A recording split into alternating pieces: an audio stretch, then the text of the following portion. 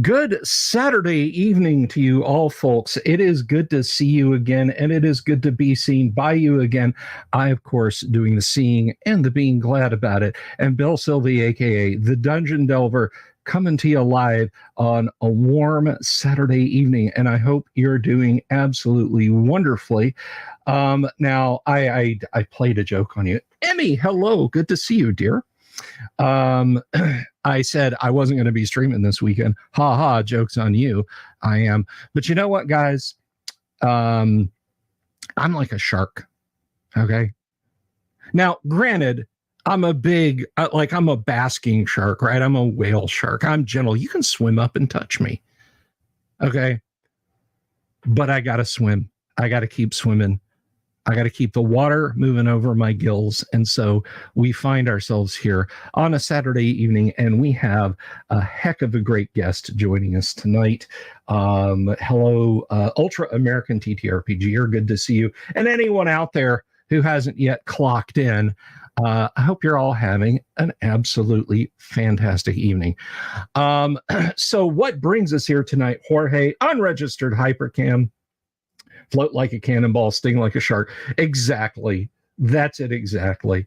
Yeah, no, I'm not like a Condor. Although 3 Days of the Condor is a favorite movie of mine. If that's what you're referring to, their Ultra American. Christopher Sackle.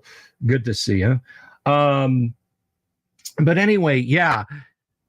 I said to my guest tonight, which you've read the title card, okay? This is not going to be some huge shocking reveal, right? Unless she does one of these and is like, haha, it's me. It's Lorraine Williams. And I don't know. But I was saying, Thursday night is like, I know a lot of people have schedules and so on that, like, I started an interview at 8:30 on Thursday night. Maybe I go till 11, and that just kind of kills things for some people. Shawner, good to see you. Yes, it is a great movie. So I said, let's do it Saturday. Let's hang out on a Saturday when we can just kind of kick back, not really watch the clock, just go until we run out of things to say. Which, with me, that could be 20 minutes from now. Who can tell? But anyway, I'm going to stop babbling now, except to say that if you haven't already, please do click the subscribe button, click the bell icon for notifications to get information not just about the Monday to Friday live streams, but all the interstitial videos we do and special events like weekend days when I get together with awesome guests like the one that I have tonight. Everybody, please put your hands together and welcome the one and only Harmony Ginger. Good evening to you. Hi. Thank you for being here. So I'm like an octopus, since we're doing this sea creature thing. Okay. I'm like an octopus with like a different tentacle in every single RPG community. Yeah. I was thinking about that when you were talking about sharks. When I was talking about sharks, yeah. So, and you can just get one popped off there, and eventually another one will take its place. Do octopuses regrow tentacles? I don't think they do. I have no idea. I don't think they do. Maybe somebody out there. I need to know. Somebody vibe check me on that. I don't know. Ultra American says, my favorite soulless redhead. Woohoo! Oh, thank you. You're my favorite. You're not my favorite American, but like you're my favorite Ultra American. Oh, there you go. Yeah. Are you from Ultra America? Is that like Super Earth? I don't know. I don't want to know what Ultra Canada is like, though. Sweden. I think, is ultra Sweden, campus. yeah. I think so. Sweden, yes. I mean, yeah. Florida. I think Florida and Texas are like the ultra Americas. Yeah, pretty much. Yeah. But anyway, so thank you again for stopping by. Unregistered notes that they have. We have a cat photo bombing. That happens here a lot too. Do not be surprised if my wife's cat, or even possibly my oldest daughter's cat, decides to make an appearance walking across there. But Ultra Earth sounds like a cool comic book. Sure. They have healthcare in Super Canada. It's just a super long wait. It's like a longer wait than you would normally get. But that is straying a little too close to politics, which we do not do on this show. But we do talk about tabletop RPGs. And you, young lady, have quite a few and varied opinions. And I'm going to take you to task about something. Just slightly. So prepare yourself. And of course, I don't have Twitter up on this machine or any screenshots, because that would be helpful and I could take things in context. So I'm doing this from memory. But you mentioned something on Twitter the other day that I kind of, I'm sorry. Okay. You mentioned something up on Twitter the other day, and I was like, hey, wait a minute. And that was the condition or the state of being of playing in a game with a quote unquote god or deity like DM. Okay.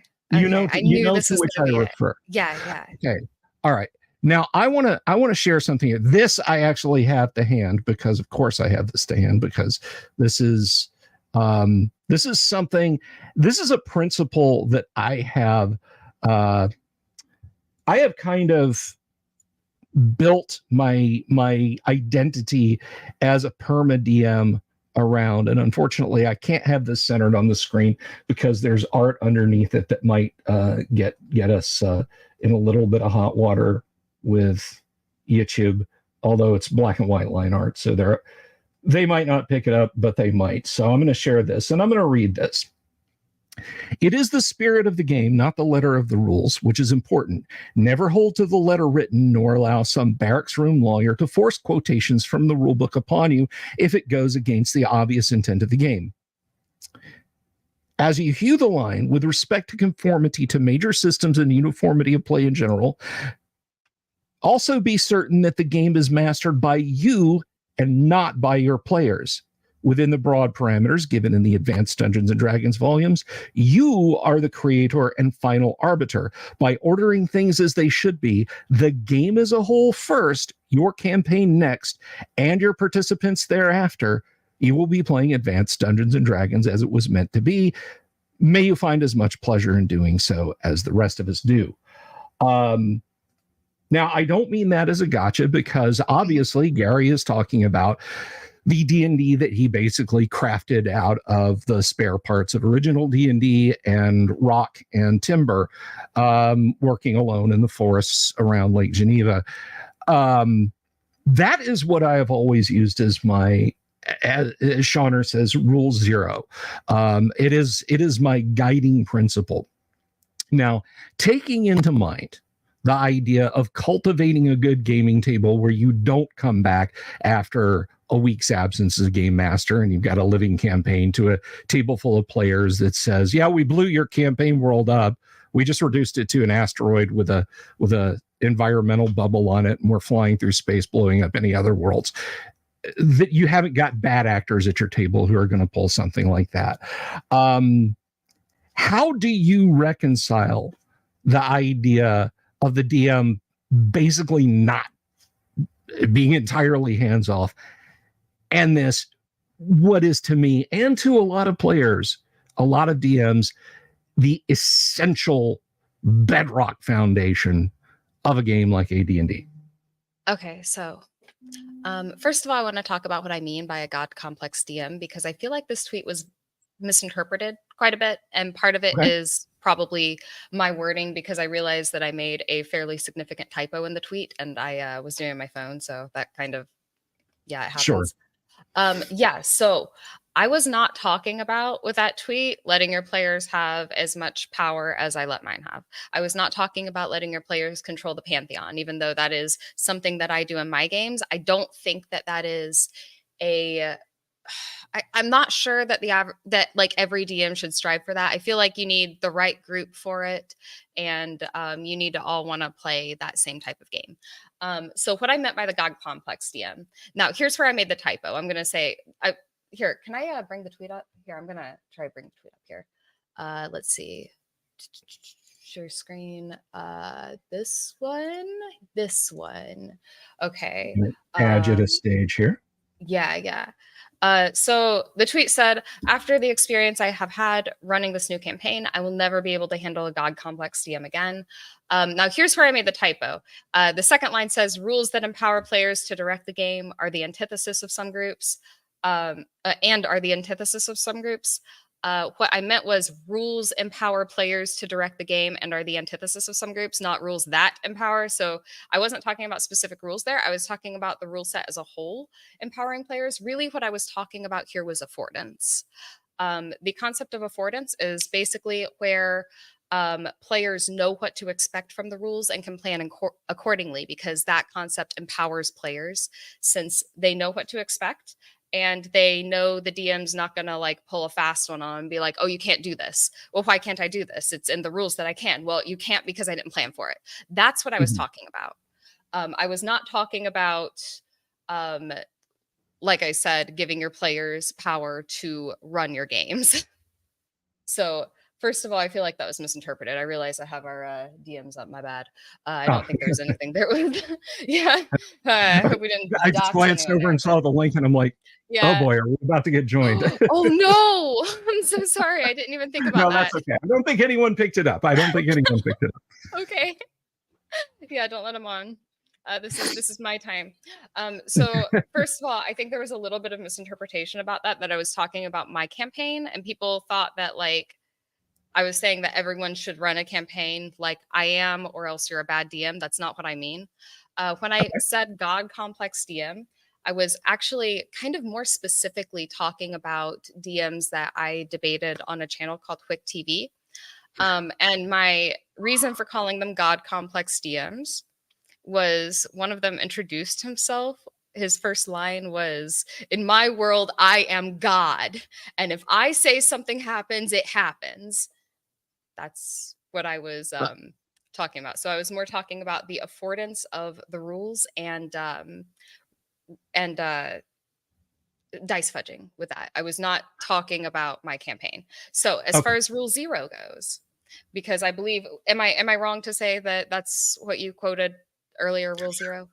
The afterward, a lot of people say, well, that's rule 0. They've kind of moved it into the category of rule 0. Okay. I've never given it a term, but I think for the sake of simplicity, yes, let's call it rule 0. Okay. Yeah. So what was I saying? Right. So when it comes to rule 0, that, at least in the type of games I run and in the type of games I believe are best practice, maybe not everyone agrees with that. That's okay. So I definitely think that rule 0 should be applied in situations where there aren't really clear rules for the situation at hand. If there are clear rules for it, I think the rules should be followed, because that maximizes affordance. It maximizes the ability of players to plan within the rule structure. That is what I meant. Does that answer your question? That very much answers my question. And, that sways me over the line towards your argument, because, we can rehash this as much or as little as you want to.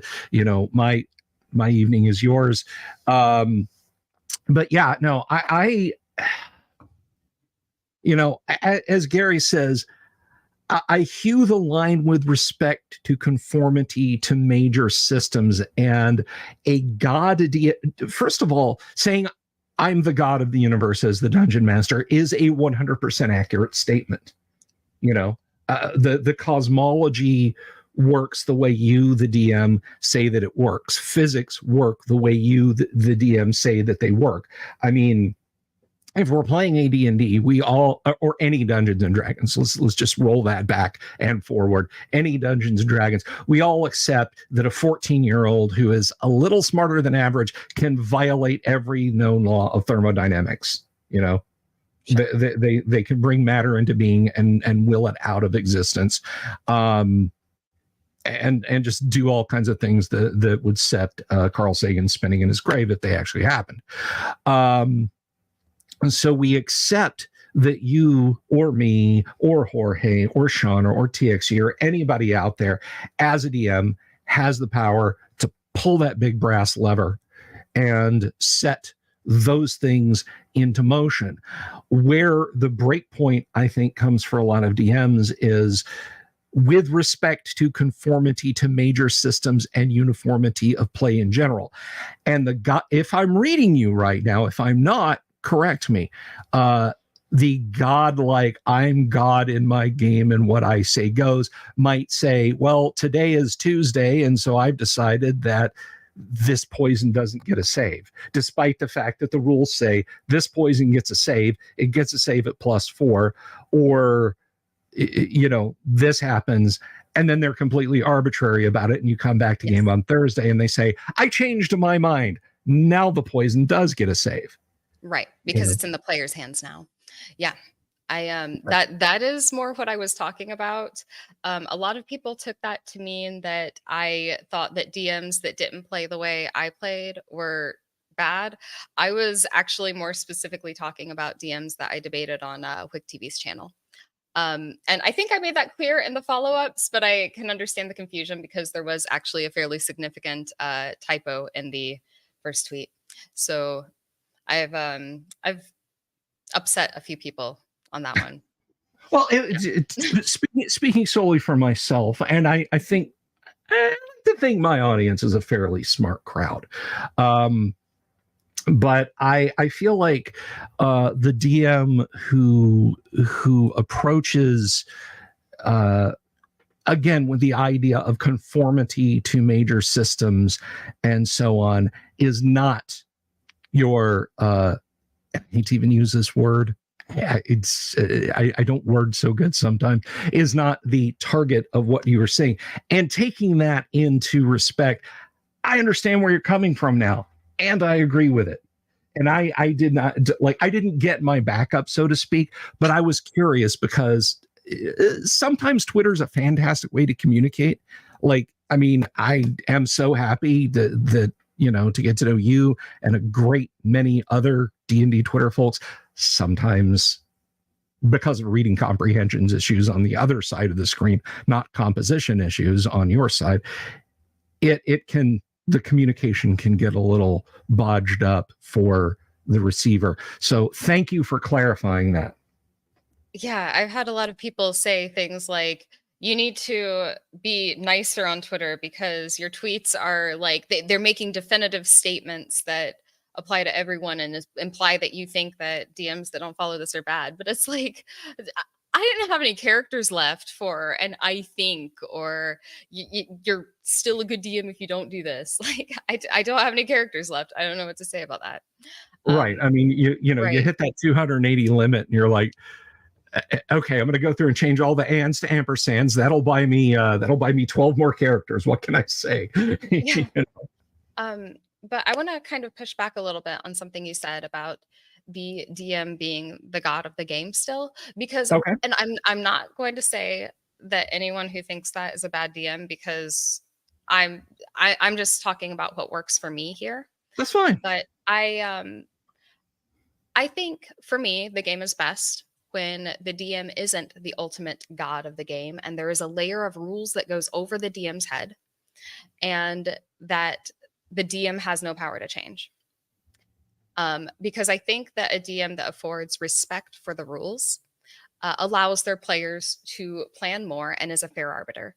Like, for example, and I'm going to take it back to this example, you know, I'm going to go here, but in my current campaign and probably in my other campaigns in the future here, there's people wanting me to change it. I use one-to-one time. And I think that is a great example of this because there are some times where the players might want to slow down, or they might want to speed it up, or I might want to slow down or speed it up. But when there is a consistent respect for the rules, where the DM can't change it really, and the players can't change it, then there's kind of a new fairness in the game, right? Like that's, to me, the only way. I'm going to say soft PvP can work. Like, a lot of people don't like PvP in their games, and that's totally cool. I got nothing against that. But if the DM affords respect for the rules, that is the only way that any sort of PvP can work, because you need absolutely consistent rulings. And I don't even mean PvP as in like players attacking each other. I mean PvP as in competition between players, right? Right. Like, because players should be striving to create their own stuff later in the game. Like the wizard might want a wizard tower, or the fighter might want an army, right? The only way that this stuff can be fairly adjudicated is if the DM affords respect for the rules and basically doesn't change them. Now, I'm not talking about house rules. I think house rules are perfectly fine. I think you need to be upfront about house rules and tell your players at the beginning of the campaign, these are the house rules we are using. And that way, you know, if they're not okay with those house rules, they can either push back then, or they can leave. Or I don't know how your group's set up, but so I think you need to be fair about that and give them fair warning for that stuff. But as long as you have a rule structure that I think should go above the DM. I don't think the DM should have the power to change rules willy-nilly. And they do in some games. And that's not my game. You know? Sure. So yeah, that's my pushback on the idea of the DM as the god. I think it goes rules, DM, then players is kind of where I am. And if I have been misunderstood, then I apologize. But I agree with that 100%. I actually, what you're saying, if I have lent the idea that, well, no, I think, you know, the DM should ultimately be. Oh, thank you, Doc Flamingo, for the super. He says, I think these debates almost always boil down to semantics. Online discussion aggravates that tendency. It very well could be. It very well could be. But I want to point out something Volcano God said, and hello to you, Volcano God. It says, that's what Gary's statement was saying, put the game as a whole first. And that's absolutely right. And I agree with that sentiment. Put the game as a whole first. And you're correct. There is a point in the Dungeon Master's Guide where Gary talks about raising dead.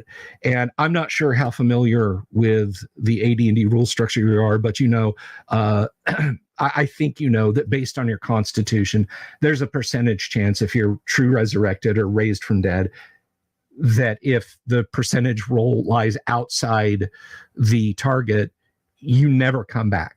There's no wish, there's no fudge, there's no do-over, there's no special item that skips around that. And Gary said, don't ever break this rule. In a nutshell, he says, don't break that rule. Stick to that rule and make it sacrosanct in your game. And that, I think, is an example of what you're saying. And that is also something I adhere to. I would never just arbitrarily just, you know what, Harmony, I really like your fighter cleric. And I'm just going to say, you come back from the dead. Okay. I'm just going to, this one time, I'm going to do that. Whatever. It's my game. Whatever. I don't think a good DM should ever do that. No. It robs people of the consequences of the stats that they chose for their character. Absolutely 100%. And you know, there's a point at which you just accept that, sorry, Boromir, you got pinned to the tree, dude. You went up against 20 orc archers. Hey, you know, you bought the hobbits a little bit of extra time. We're not talking about Gandalf. He made his save versus death. He's fine. But no, I think it does rob, it robs players of great heroic moments. Again, you know, to go back to the Boromir example. Oh, John, yeah, Boromir went down hard. Listen, I know you like playing him, and that was a really cool scene, but yeah, I'm just going to say you pulled through, you know? Like you wake up a few days later in the boat, drifting down the Anduin, and you're like, oh, I hurt, but you'll be okay. I think that lets all the dramatic air out of a game completely. Can I address something in chat real quick? Yeah, absolutely. Yeah, I think Quick TV here has a really great point. He says, imagine the player who the DM didn't break that rule for, watching the DM's favorite be hand waved. Like, once you break the rule once, you have to break it for everybody. Or else, like, I don't want to play the game because you're showing favoritism to like one player. But like when I died, I had to roll. But like when he died, you just let him get rezzed. Yeah, exactly. You know, and that's Wick TV really hit the nail on the head. You know, a hand wavy, dice fudgy DM is really, I mean, if you're if you're saying, look, no constitution check, if you get raised from dead, you get raised from dead. Everybody, that's how I rule it in my campaign. That's fine. But an on the spot decision when Sam and Frodo and Merry and Pippin and Legolas have all had to make those nail biting constitution checks to get raised from dead, and now you're telling Boromir, no, you're fine, dude. You're fine. You're up. It's cheating the players. It's cheating yourself as a game master, and you're screwing with things that you could have that you could have done better as a game master, I think. So I'm thinking we're on the same frequency there. Yeah, I think so. But I mean, I just like to enforce rules as written, as we decide at the beginning of the campaign. And I kind of let players, like in my current campaign, I kind of let players make house rules just a little bit based on the domains that their god was. Because I think for people that don't know, my current game, the players are both the pantheon and the characters. It's a little bit confusing. I'm sure some people know that already. But I kind of let the players sort of decide certain things at the beginning, but I basically enforce rules as written, and we've had a few deaths, so, and they didn't come back. Well, there you go, and that's the way to roll with that. And I mean, well, so let me ask you this. This is a little bit softer of a question, but I think it's just as fair. Do you think a DM who makes a mistake in a rule, misreads the rule, you know, maybe they got dyscalculia and they flip a couple of numbers and rolls with that and then realizes what they've done, and it's sort of created this cascade effect that's building up in the game? Do you think the DM just goes with that, or says, guys, look, the last 25 sessions when I've been doing it this way, I've been wrong. It's done completely the other way, and now I'm going to change it. What do you think what is your take on that? I think that the best thing to do in that specific situation is to rip the Band-Aid off and fix how you're doing it, because it might have good and bad cascade effects that affect everybody.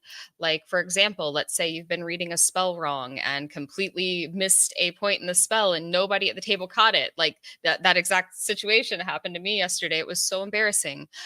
Well, tell us. But no, I don't need to go into that personal story. It was really embarrassing. Okay. All right, fair enough. But no. So if you misread a spell and you do it wrong, and it's, let's say it's been hurting the druid player for so long because they thought one of their spells worked a different way than it did, but it's been making another spell work a lot better for the wizard player, you got to correct it, because it might have effects that you don't at first see or understand in other points in the game. So I mean, that's what I do. I'll just come to my players and be like, I messed this rule up.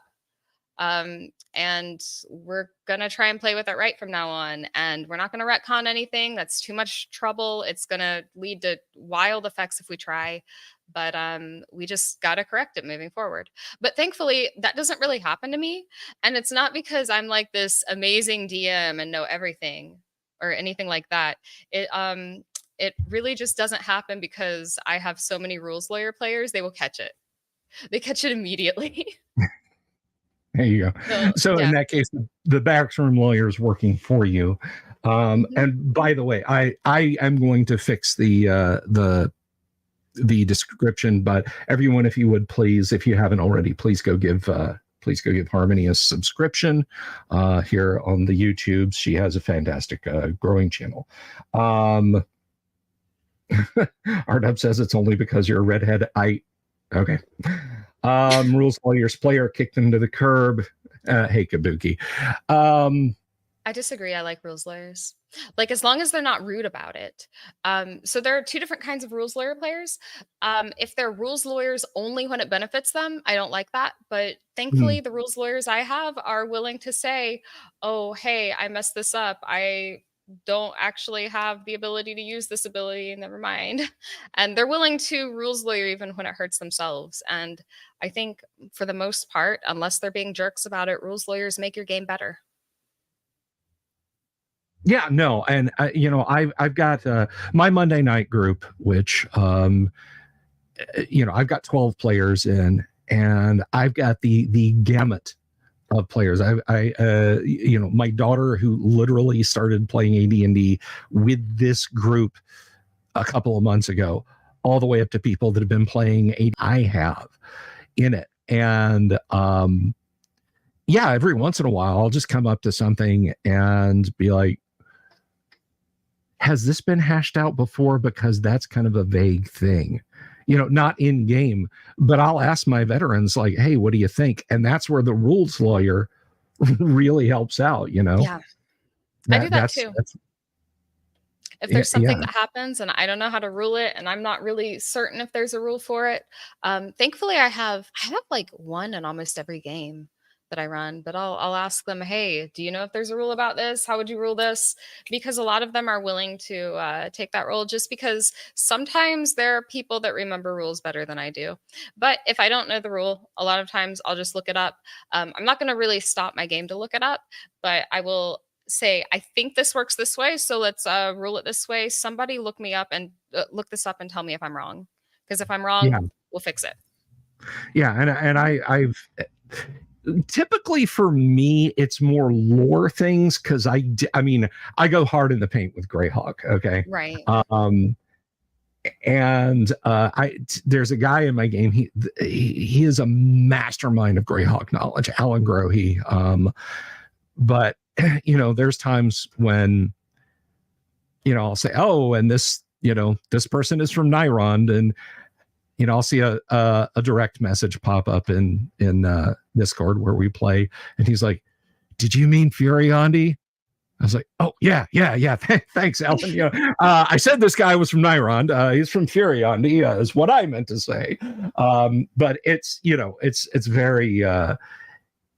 It can be nice to have that to lean on as far as lawyer. But I mean, I think I don't know if the term existed in 1979, and if it did, hey, somebody in the audience, correct me. But I think what Gary's talking about when he says barracks rooms lawyers is more munchkins, you Mhm. know, like okay, well, I'm going to take the boots of striding and springing, but the gloves of climbing. So technically, I should be able to jump on the giant's shoulder and pour the poison in his ear before he can act, because the boots of striding and springing let me do this, this, and this, and then I'll be able, and they've come Yeah. up with what is that? I've seen it knocking around there. There's actual engineering diagrams for the rocket propelled grenade that's a rolled up. Right. It's a rolled up portable hole, and when you fire the missile and it hits, it pushes the portable hole into a folded up bag of holding, and creates the 30-meter diameter sphere that eats everything. That is the kind of barracks room lawyer that I would rather not. Yeah. One I ran into on this is again on the debate I did on Quick TV's channel. But Okay. what I ran into is they were debating like whether or not we should enforce rules equally. And someone said, well, you can't enforce rules as written. Otherwise, there's an infinite money glitch if you buy like a bunch of ladders and then separate them into 10-foot poles and then sell them. I was like, sir, this is a TTRPG. This is not a video game. What are you talking about? That's not allowed on account of it's stupid. And you're not going to find infinite ladders. You're not going to find infinite ladders. And then some, one of my first, what in the hell are you guys thinking over there moments regarding ladder D&D was someone was, now granted, they might have just been trollishly doing this with me, but they were sincerely arguing the peasant railgun. Have you ever heard of the peasant railgun? Yes. Yeah, that's the one where they're like passing things instantly. Yeah, exactly. Because handing off something it takes like no time, and an object that weighs this much that's moved this far. So by the end, you get end of a line of 100 peasants passing the things over their shoulder.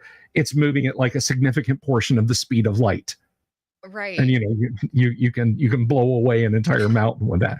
And like you say, sir, this is a Wendy's. Sir, this is Dungeons and Dragons. We're not doing that.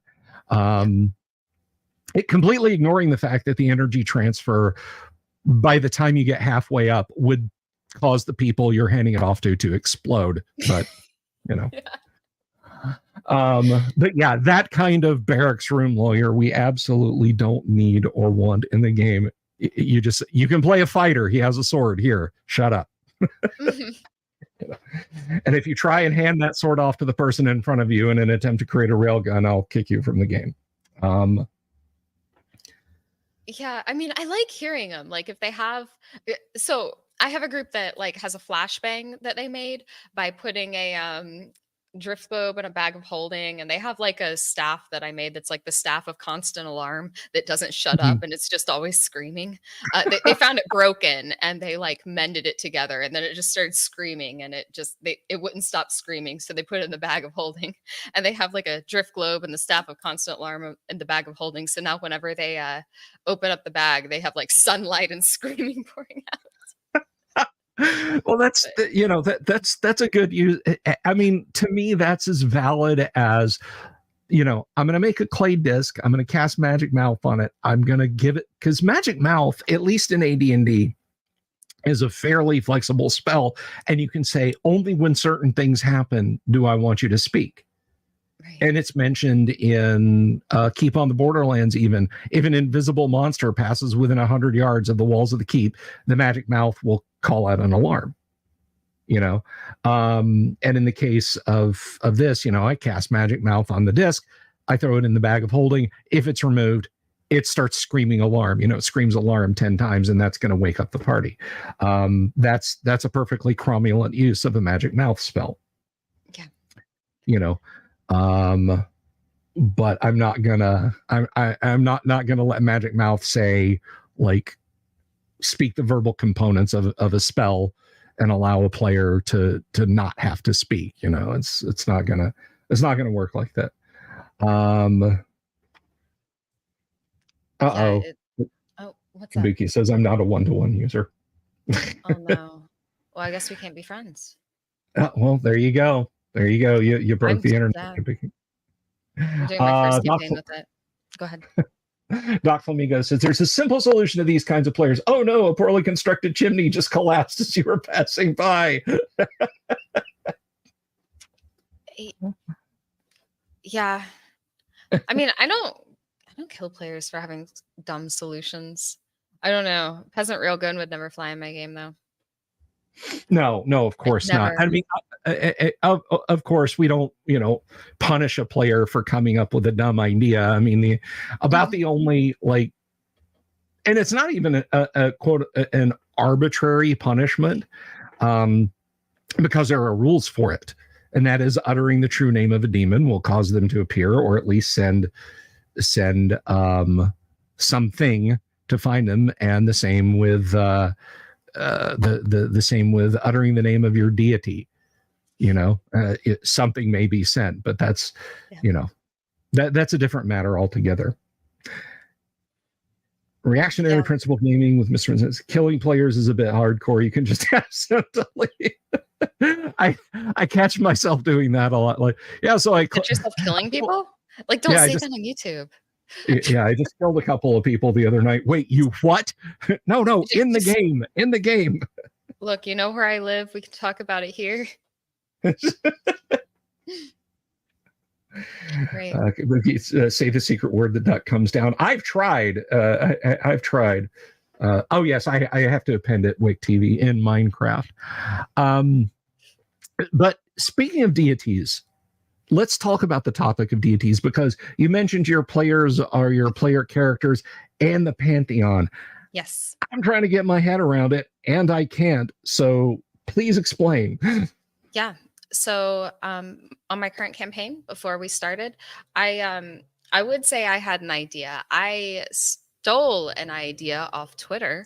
The actual Okay. person who had the idea was an account named Alchemic Raker, who is awesome, and you should follow him. But Okay. I'll put that in chat in a minute. But what I did was I had my players create gods for the Mhm. campaign. And basically, they had, I put together a list of like 20 cleric domains.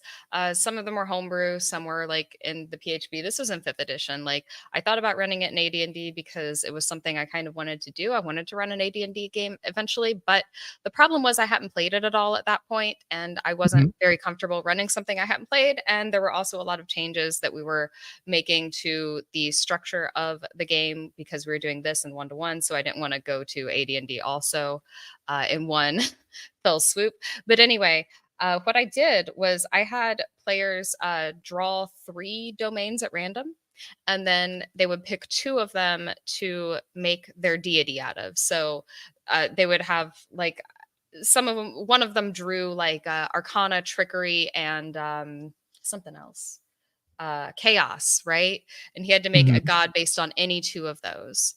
And so they would make their gods, and then we had what is called a Bronstein or a Bronstein. I don't know how you want to pronounce it. I get shit no matter which way I pronounce it now.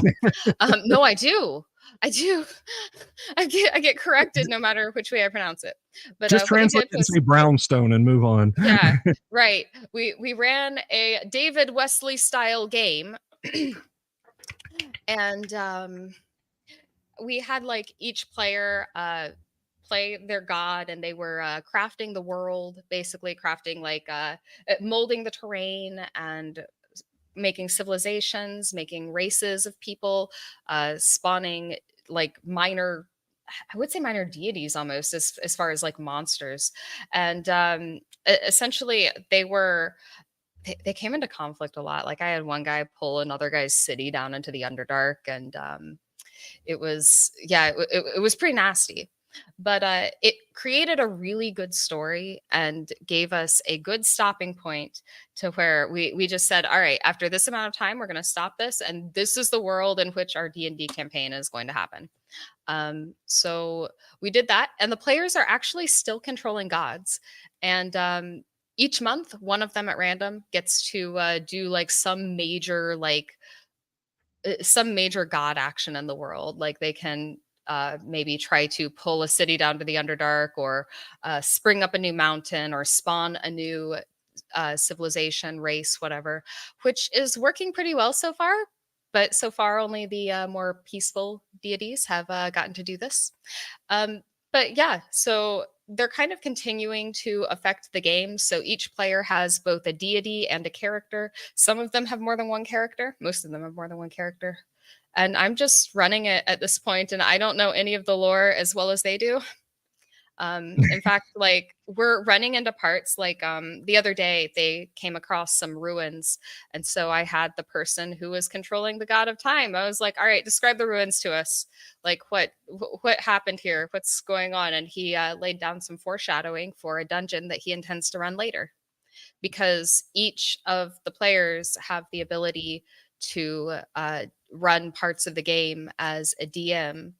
And essentially, the entire game world and game as a whole is an amalgamation of the weird parts of our personalities. So, yeah, it's doing very well. Um, Somebody asked in the chat, is it in a high fantasy setting? Yeah. It's I'm not sure if I would call it, it's high fantasy with guns. I think, is kind of where they landed. Like, I think they wanted fantasy, but they also really liked guns. I have a couple of them that can come on if you want to talk to them about it. Sure. But Yeah. I mean, you yeah. know, if they're waiting in the wings, that was kind of on the Yeah. menu tonight. Now, I do want to Mhm. ask you something though before they get here. Let's say Yeah. hypothetically, and I am not fishing because I have this show 5, 6 nights a week, and 3 games, and then a fourth if you and I can find a couple of other people to do face to face with here. So trust me when I say I'm not fishing, but hypothetically, let's say I join this campaign you've got going on. Hypothetically, let's say I join this campaign.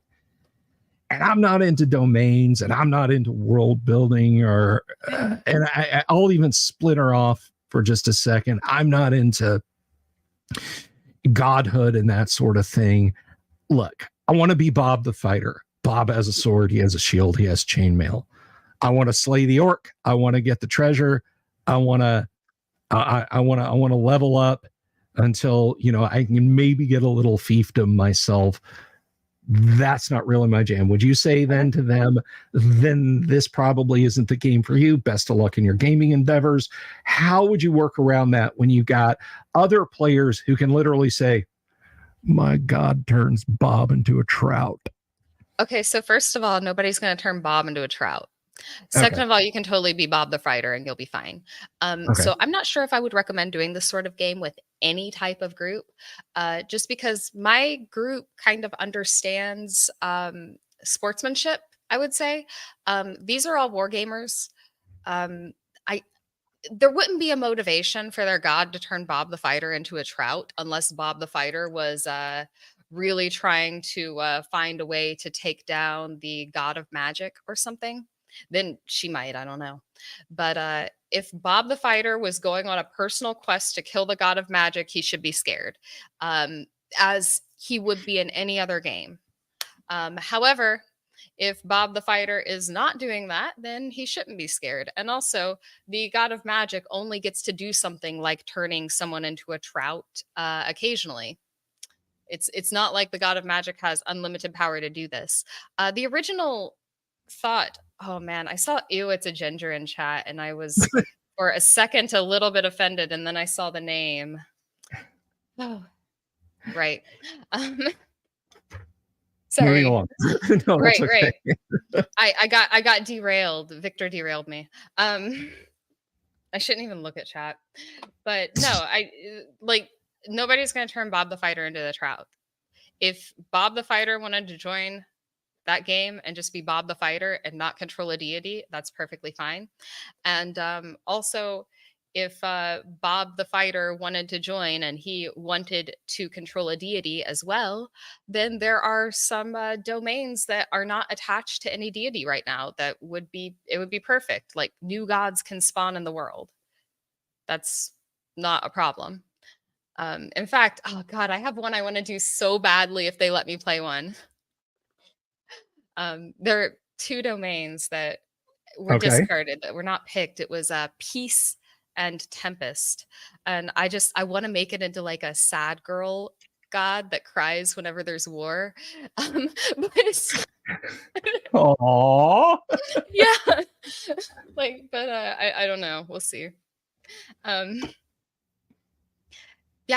Did that answer your question? I'm sorry. That I got answered my question quite nicely, and okay. I feel like Bob, if you're out there, Bob is a favorite PC NPC of this chat. If you hear me talking about an exemplar character, he is always Bob. Bob, if you're out there,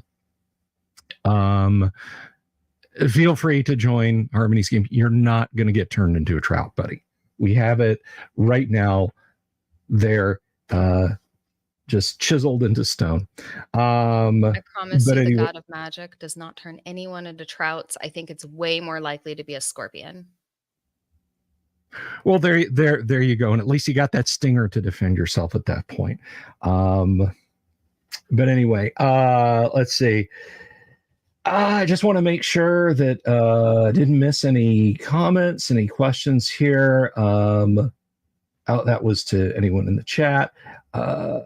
Yeah, and by the way, don't if you see a question, like I do this periodically, I'll scroll back up through chat looking to see if I missed a question. If you see something that comes in absolutely positively, if it's going past me and you want to answer it, do that. That's my guests have full control of that if they want to address any of the questions. I've only ever had like 2 times when someone was in the live chat and it was just like, you need to not, how do I ban Victor? Oh, I'll do that for you. Let's see. Thanks. Click. Okay. Ban and delete their comments. Okay, that's done. I'm Victor. I'm kidding. You're not banned. Emmy says, now I want to try that God player thing. That sounds really fun. I have one time I have approached that a little bit, and it was because I had a player who based his magic user a bit on a great piece of D&D art, and Matthew, and I cannot remember his last name now, but the guy does he's worked for computer game companies and for Lucasfilm and so on, but he did a great piece called "We Are Not Bringing the Wizard." And there's a lady paladin, and she's just pointing angrily at this magician. And the more you look at the picture of the magician, the more horrible it gets. Like he's drinking something out of a mug and vomiting a rainbow back into the mug. The mug is like an upturned head. It's like a human head that's had all the holes stitched shut. The stool he's sitting on is a giant spider. His boots are made out of penguins. His belt pouch is made out of an octopus. The more you look at it, the more horrible it gets. And and so he based his magic user Jagu on that magic user. And when we got to the part where I was talking about what deity do you worship, because again, we play in Greyhawk, he says he worships the rat god. I'm like, there is no rat god in Greyhawk. There is now. so he became a follower of the lucky rat god, and it would follow him around. The god wouldn't, but his faith would follow him around, and occasionally he'd go out and spend a few copper or electrum on the rat races in alleyways in the city of Greyhawk, and always get a little bit of a boon as to who would win using the gambling tables, as it were. But it was a different rat god, John. I mean, I know the Raxavort, but he wanted something a little less terrible. I think it's important to allow players to create lore like that. Like, yeah, it's not exactly 1-to-1 what Greyhawk is supposed to be, but who cares? Like, this is our game. This is our table. It's going to be different from anyone else's table. You're already going to have a different interpretation of Greyhawk than any other table. So why not? Just that's the approach I use. And I feel like that I'm gonna put a pin in that, Jay, and come back to that in just a second. But I think that Greyhawk is meant to be that way, and I've kind of gotten on this grind set before, and it sounds like I'm edition warring. It sounds like I'm being an annoying old graybeard. I promise I'm not. But I don't like Greyhawk to me is exactly as filled out as it needs to be. There are major cities, there are kingdom definitions, and in the booklets and some of the stuff in the modules, there's just enough lore, and that's it. Who's to say that there isn't a major city between Greyhawk and Divers? If you want that, it goes in there, and it doesn't break anything in the world of Greyhawk to do that. And it doesn't break anything in the world of Greyhawk to say, hey, there's a benevolent lucky rat guard. No, it's not Raxavort. It's completely different. And it works. And it doesn't shatter thousands of years of Greyhawk lore, because there aren't thousands of years of Greyhawk lore. There's a few column inches that describe a few major events, and after that you're free to do what you want. So, and the only quote unquote real Greyhawk campaign is the one Gary ran at his table. So yeah,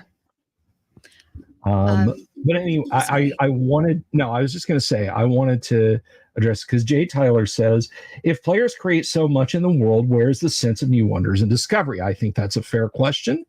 And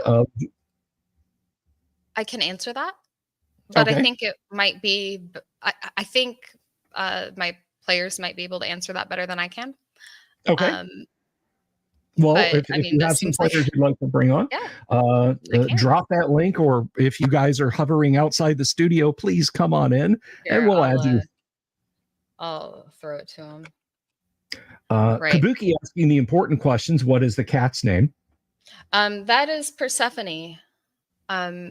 Yeah, she likes to hop into my lap and then jump off to let me know that she wants like catnip or something. Like she has food. I don't know what the what she needs right now. It's probably catnip. There's no Hades. It's I have Calypso and Persephone. Or as my friends call them, Loaf and Dire Loaf. Yeah. All right. Well, I see we have a Beber in the back room. I'll add to stage. Hey, there's the Iceman. All right. So let me bring these folks forward here. Good evening. Welcome to the show. Thank you all for being here. Thank you very much for having me. Thank you for having me as well. All right. There is some background noise, I think, coming from one of you. One of you is using the wrong mic. I'm pretty sure it's Ice or Jaden. But yeah, no, these are two of my players. They each control a god and a player in my world. Excellent. That fixed it. Yes, you are crystal clear there, loud and clear. Apologies. I don't know why every time I open any software, it decides to go to any microphone but the one it should. Yeah. Hey, that's Windows. Yeah. All right. So the question is up, and this comes from Jay Tyler, and I think it is an entirely cromulent question, which should embiggen this discussion. So I tell you what, we'll start with Beber, since he got here first. If you create so much in the world, where is the sense of wonder and discovery? Well, I can tell you that a large part of it is that I did not create everything in the world. In fact, I would say I did relatively little when you consider that there were like 5 other people also creating the world with me. And we did not tell everybody everything all the time, as well as the fact that some of it we're figuring out as we're going. So it seems like just about every day we are discovering new pieces of lore or new magical items or locations or things of interest. So it is a constant sense of new wonder and discovery because we are figuring it out as it's happening. Okay. Iceman, over to you. Honestly, kind of same to what he said. There were 6 of us at the beginning of it. There's a 7th person now kind of playing a nature god because no one ended up picking nature. So everything that they do is a complete mystery to us because we didn't watch it during world creation. But kind of like he said, we didn't make everything, right? We made at most a 6th of it, and Harmony. Sorry, I'm bad with that. It's okay. Harmony. I have a real name, guys. You don't say. Harmony also still just adds things or fleshes out ideas that other people had in very interesting ways, right? Like, I'm going to be self-centered for a second. With the Arachne, right? I put them out there as like super capitalists, right? With no morals and everything else. And she expanded that out to like magical research more. They were already intended to be a little like that, but you made them just take. They had some less than willing test subjects at times, right? Some deceptive methods, things like that I hadn't originally thought of, but you added to it, right? So what I knew of that was they were spider people that had a very short lifespan and were created and worshipped the god, created by and worshipped the god of magic. So I assumed that they would like happily throw their lives at science. I don't know why. I don't know. I thought it made sense, and I love it. Mm-hmm. I plan to keep it when I run. Yeah, it was very vault tech, actually. That's a good way of saying it. That's yeah. Right. Hey, if they're really high tech in your world, did they invent the web? The only web they deal with is the magic one. That's like the ultimate goal of the Arachne, to create a worldwide web. Yeah. Right. I love that. Oh, to connect people? No, just to encase you all in silk and suck out your blood. Just to capture them. We need a food source for the turtle. Get in. I love that. Right. I hope that answered the question. It did. Jay says it's not done completely upfront with everyone in the room. So I've got kind of a follow-up question for that I want to ask, and I'll just throw that. I'll start with Harmony. I'll throw this out there, and then Ice, you and Bever can chime in. So you've created your world, Harmony. In the primordial sense, you've created this. What do you like? Do you have that point where the players are like, there's going to be a mountain there, and you're like, that was plains, I had intended that to be plains. I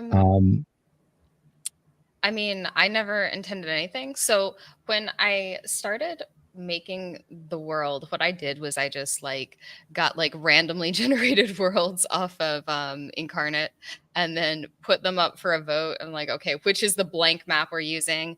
And then I went to the people that had the nature domains. So the Tempest, what are the nature? Tempest, nature, time, light, darkness, and something else that I'm forgetting.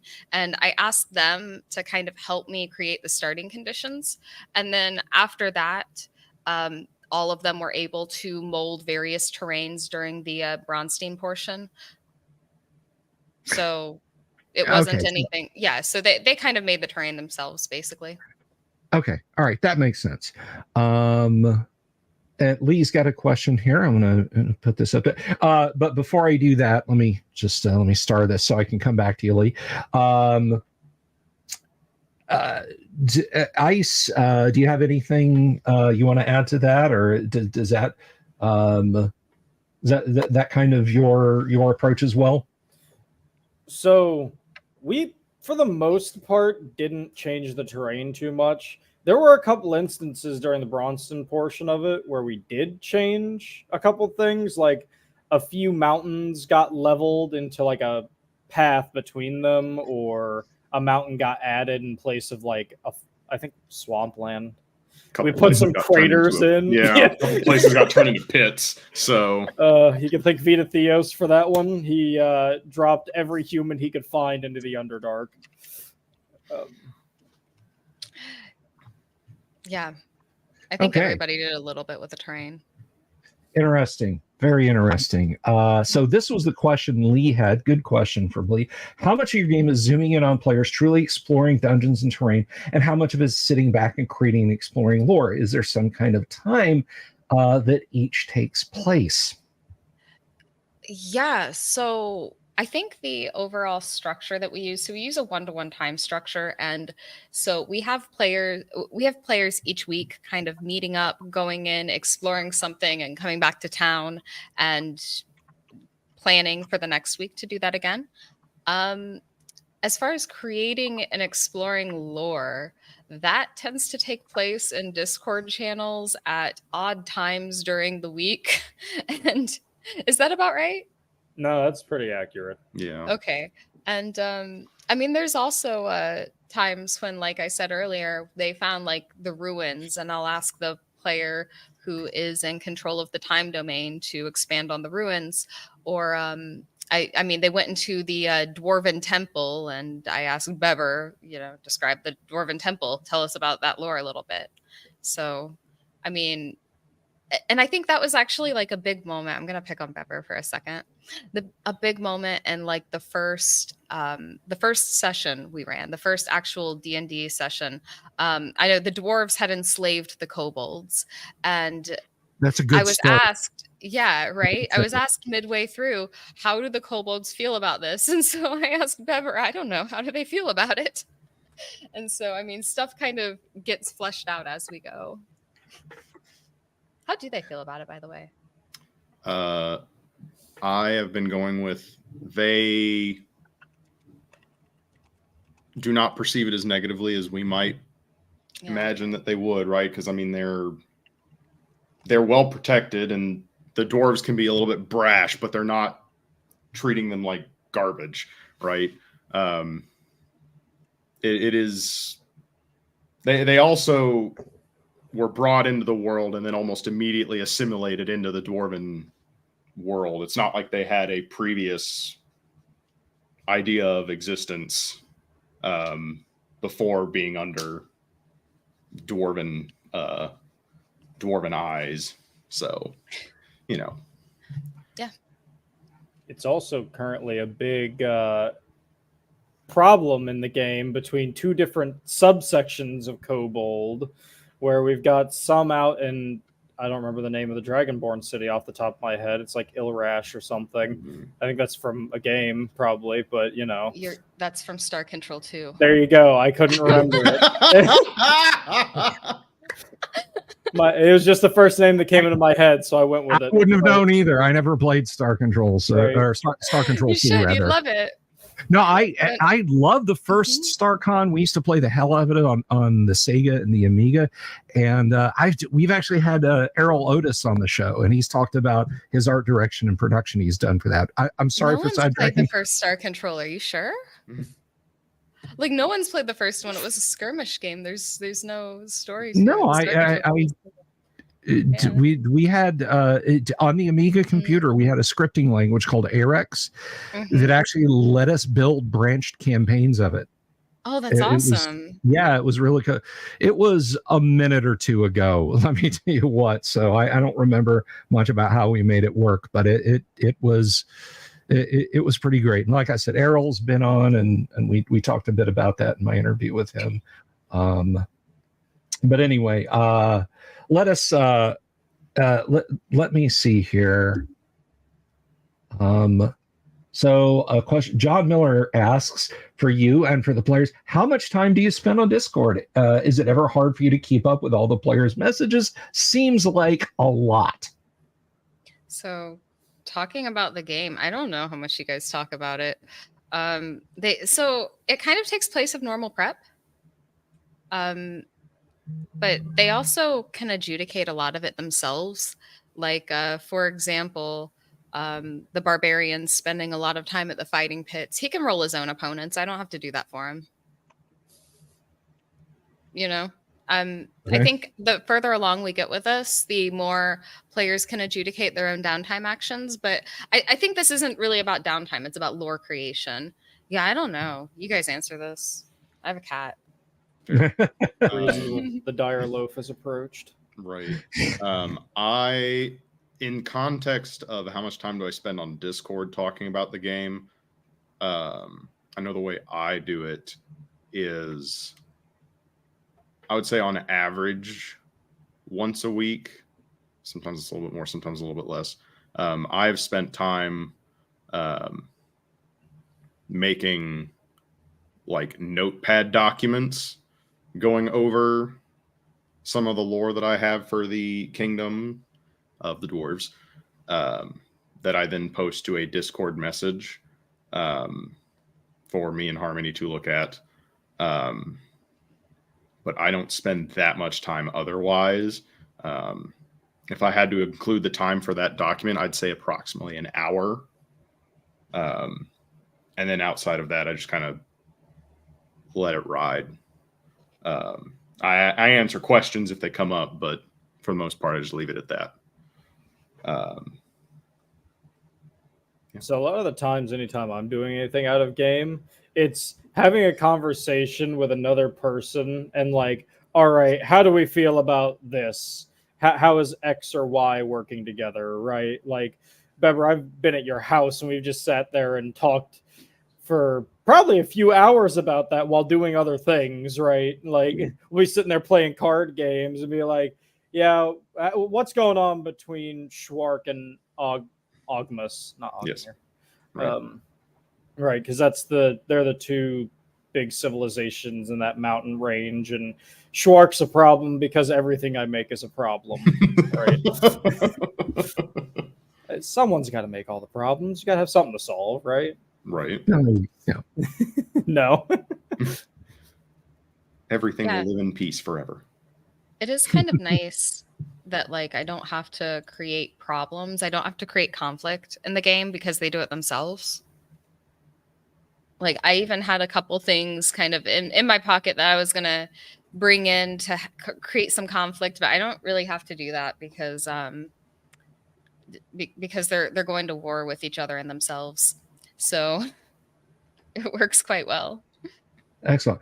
And thank you very much, Wick TV, for the sub. I really, really appreciate that. Thank you. Thank you.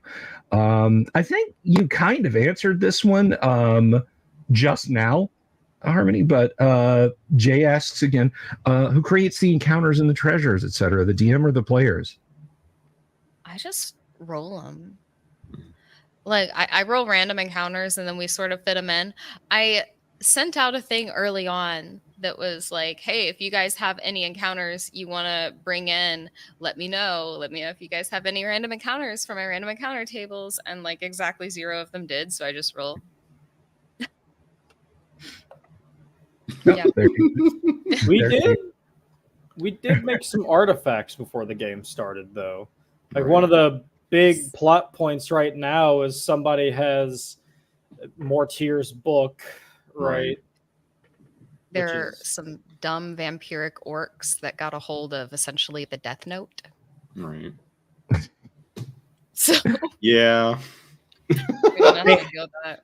Having it and using it are thankfully two different things.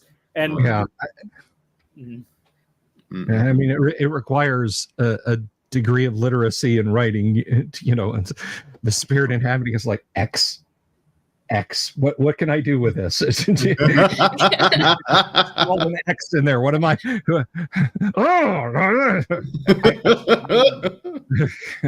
My doorstop is indestructible.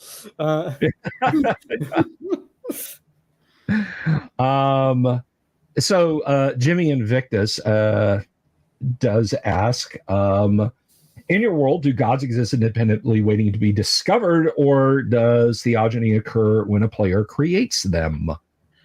Well, that is something I would love to answer privately. But let's just say that there is a player who has created a secret god that has not been discovered yet. Yes. Well, there you but go. We'll leave it at that. Sounds spooky. Ironcaster says orcs are known for their literacy and penmanship. Who's Ironcaster? Hello, Ironcaster. Jimmy Invictus. The Death Note. It's I think it started out as a comic book in Japan, but basically this evil. There's a notebook that floats around, and you write the name of who you want to be unalived in the notebook, and this spirit shows up and does it in the fashion that you have prescribed, and it's been a live action movie and a comic and a cartoon and a whole bunch of stuff. And the idea of orcs who are, let's face it, not the sharpest pats of butter in the refrigerator, getting their hands on this thing and trying desperately to write something in common. Boss, I'm sorry. I'm not trying to screw with you. Just get a primer, get one of those readings, just start with your letters with the outlines over and come back to me, and I promise I'll off whoever. But that was what the Death Note would be like. Lee, thank you for hanging out. Thank you for some great questions. Let's see. I'm gonna be honest, I've never seen Death Note. I just know vaguely what it is. Yeah, same here. Like all of that. It's a ledger. But yeah. Yeah, I could all of that I gleaned from talking to my youngest daughter who is into the Japanese cartoons and stuff like that.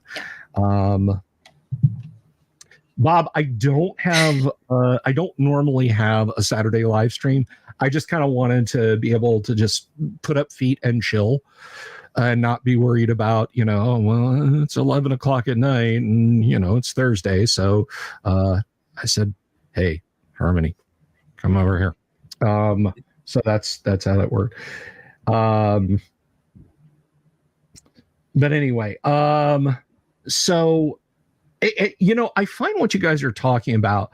This may seem kind of revolutionary to many of the people watching the live stream, but what you're doing is actually fairly prototypical of early D&D games.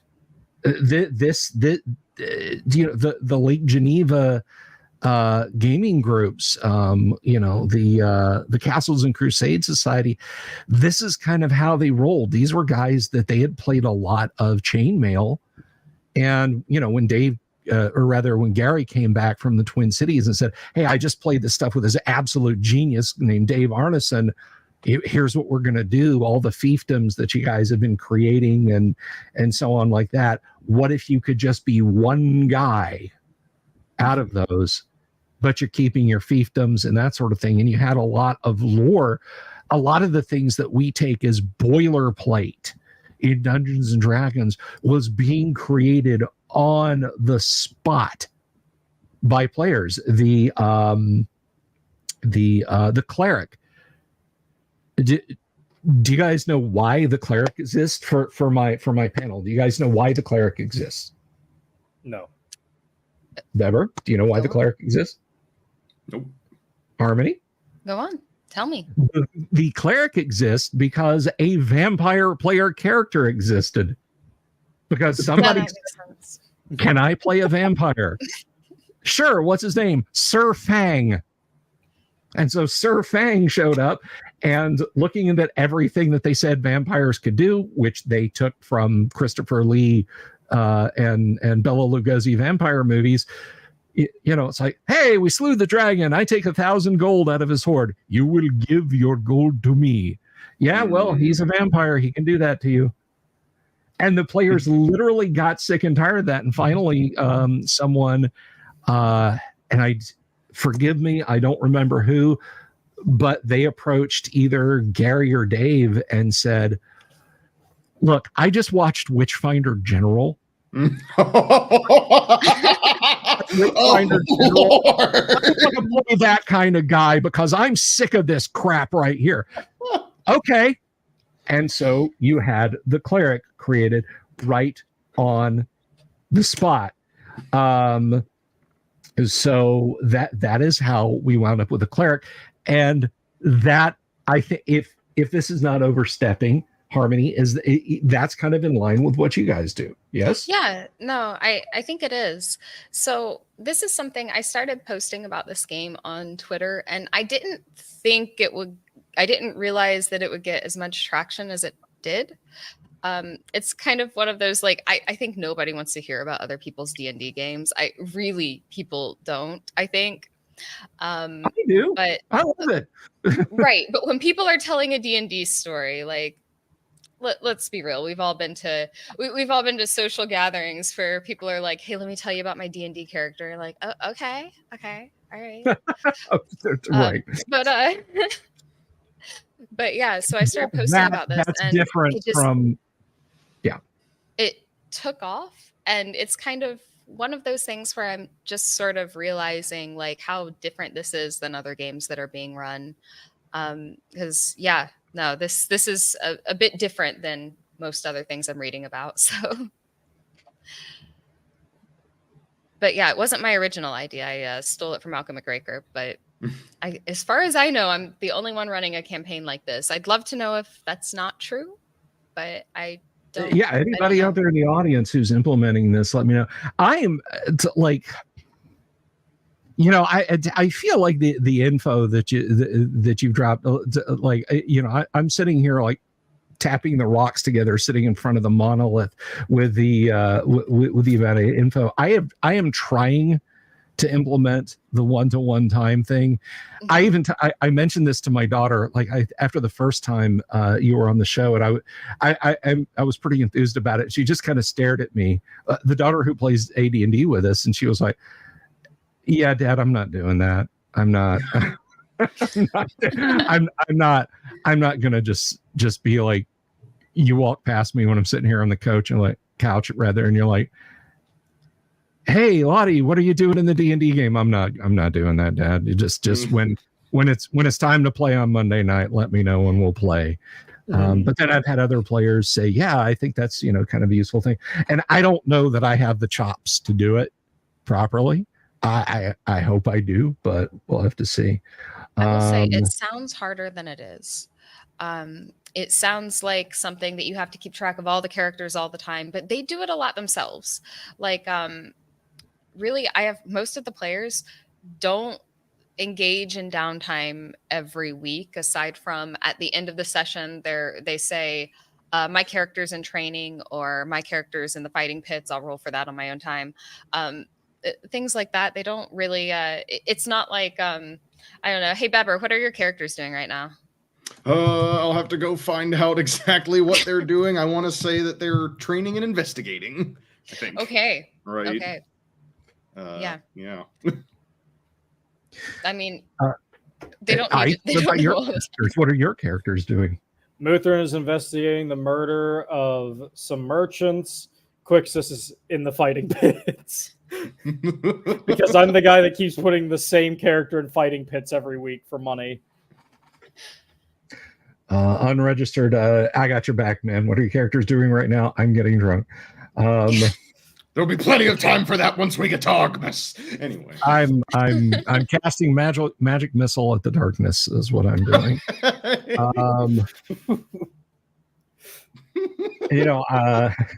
I'm gonna agree with Michael Dale there. You really have lit a fire under this community, and you've got people talking.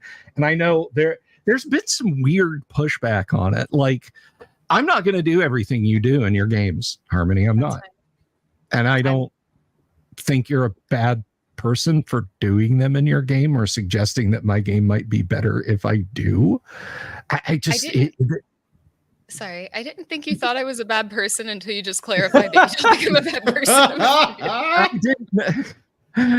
No, he doesn't think, he knows. No, no, I'm just saying, no reasonable person would take this as some kind of,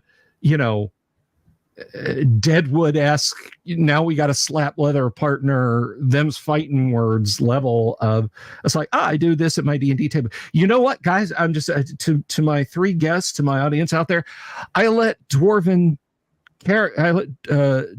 raced player characters adventure as fighter clerics. I allow that dual class. It's not an AD&D. I do that. I mean, so what? It's scandalous. Just kidding. I wasn't subscribed. Now I am. Subscribe, unsubscribe. I know how to help Bill. I'll just subscribe and unsubscribe a bunch of times. Yeah. Algorithm likes that, right? Yeah, I'm pretty sure it does. But no, it's literally just, it's a fun way to play D&D. But if you think your way of playing D&D, you, the audience, not you guys here in the panel, if you think your way of playing D&D is more fun, then do that. I'm not sitting in judgment, and I'm not feeling like I'm being judged by it, and no one should under any circumstances, unless you're story gaming, and then leave my hobby.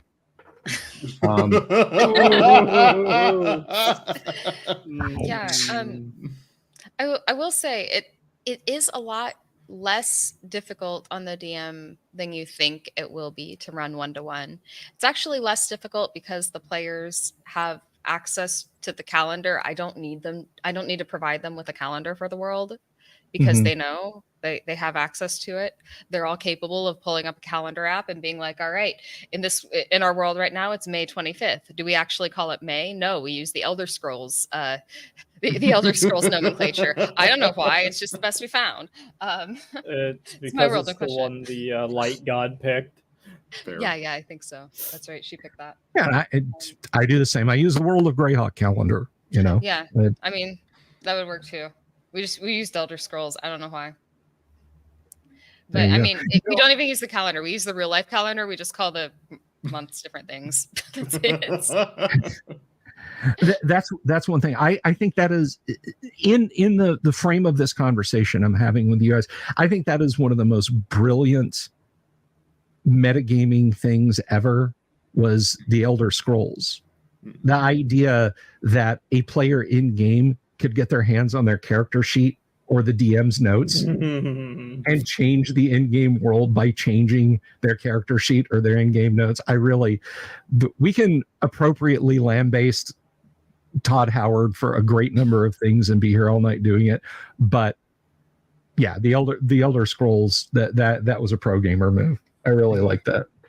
I'm waiting for the kobold to get a hold of his own character sheet, not understand what it is, and eat it. Yep. It just pops out of existence. Yeah. He just slowly dissolves. He gets crumpled up and slowly dissolves. Is this what they're talking about when they said Ouroboros? Although, I mean, one could make the argument that actually is preceded by the first ever Dungeons and Dragons book, which is Quag Keep, written by the late Andre Norton. In Quag Keep, spoiler alert, if you guys don't want to hear this, take your headphones off. But in Quag Keep, it starts off with a conceit that the players of a D&D game in Lake Geneva have gotten new miniatures and dice from this mysterious, heretofore unheard of company called Quag Keep Miniatures. And they custom ordered them. You custom order your miniatures painted. And when they unwrap them, they're in awe of how exactly identical to what they said they wanted their characters to look.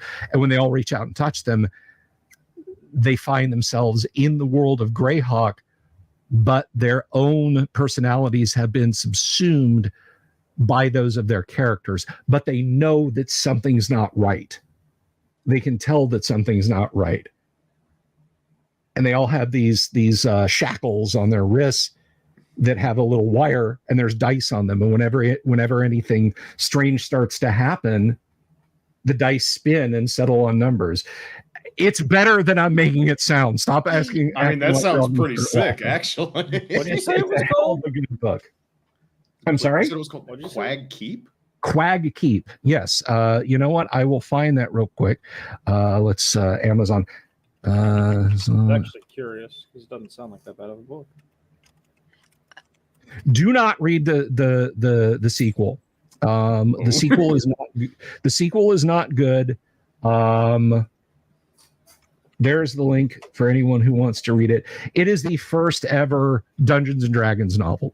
It precedes Gary's Greyhawk novels. It precedes Forgotten Realms, Dragonlance, any of that by a good almost 8 years, I think. And it's set in Greyhawk, which again makes me happy. Kabuki says that confirms she probably won't ever read it. Oh well. But it's an interesting book. So let's see. Jay Tyler is keeping me afloat right now with this question. Thank you, Jay. There's an expectation between all the players to create equally, or do some create more than others? It seems it takes a special group of great people to make this work. I have a rule where I ask them, whenever I'm running a portion of the game that a player created outside of game, I ask them, all right, you can give me as much lore as you want. I will fill in what you don't give me with my imagination, but you can give me as much or as little lore as you want to work with. And if you want to, you can run the section yourself if you'd like, and I'll play as a player. I actually have a player character that I'm really excited to play. I haven't gotten to yet. So they're free to take it for themselves or not. If they want to give me no information, I'll fill in. Yeah, that's. I don't know if you guys want to expand on that. I would love to hear their input on it. I do think that there's not really an expectation for everyone to create equally, right? I think part of that comes from kind of an understanding that, you know, everybody who's playing in this game is busy in several aspects of life, some much busier than others. Not everyone has the same amount of time to do everything. Yet still everyone's putting in as much work as they feel is appropriate. As far as I can tell, no one feels like they're getting, as far as I can tell, no one feels like they're being outshined. No one feels like they're not getting an opportunity to play or create or do whatever. I think everyone is kind of doing as much as they see appropriate, and I think it's working. As far as it taking a special group of great people to make this work, I would be inclined to agree. It definitely takes some very special people to make it happen. Along with that, a good part of it is you get a lot more input from the people who are more relevant to the current area we're in, right? Like the person who made Mortier, right? They're also the one that made Merchants Crossing, which is the main city we've been in since we started the actual D&D portion of this. So a lot of it's been fleshed out by him. We've got some stuff from the player that made Kamaris, which is the god that made gnomes, because we're next to an ocean. The gnomes here are kind of seafarers, right? We've had some input from me because the spiders are everywhere, right? They're not as important right now. We haven't gotten too much from Vita Theos yet, but most of his stuff is underground, is why. I imagine when we go there, a good portion of it's going to be him. Beber has a lot going on because there's an order in Merchants Crossing debating something to do with trade. I don't remember exactly what off the top of my head, but yeah. Sorry. So you haven't heard a lot from Vita Theos yet because a lot of his stuff is happening behind the screen. Or behind the scenes. He's you know, the vampiric orcs with the Death Note. He's controlling them. Yeah, that makes sense. Yeah. My favorite story about this actually just happened this past week. I rolled a random captive in a cave that they rescued, and I was like, oh, he's a tax collector from Solomanaris. And the player that created the city of Solomanaris was like, actually, it's a theocracy, and they don't take taxes. They take tithes. I was like, oh, I guess he's a fraud then. Okay.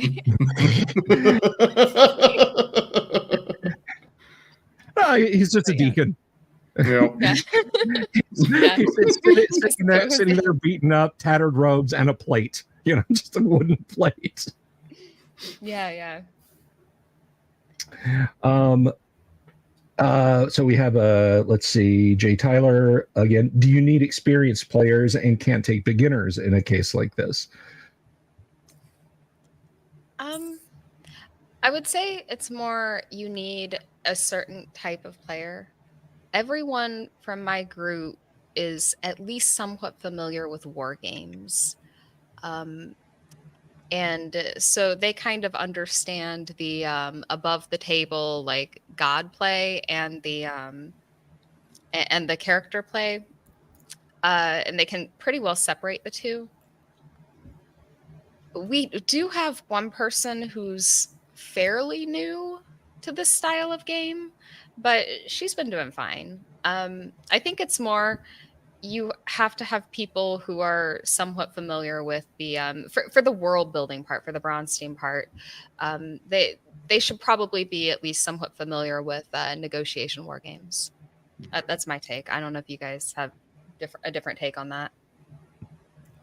Another thing they need to be able to do is not take things incredibly personally, right? Because you're going to have people that not necessarily even to work against you, but maybe they have a different idea for what you're doing, right?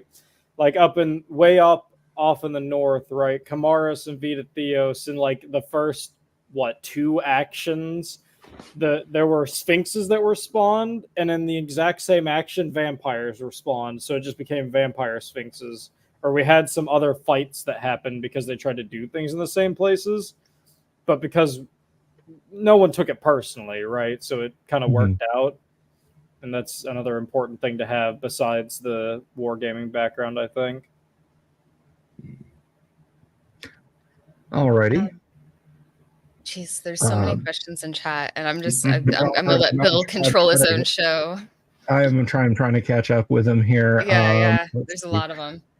I want to put this one up first because I think it's an interesting point of view. DM Greg says this sounds like story gaming. The characters have to explore the keep on the Borderlands, right? Why do they have to end up at a camper town at the end of every session? It feels artificial, so artificial. He says, but we don't.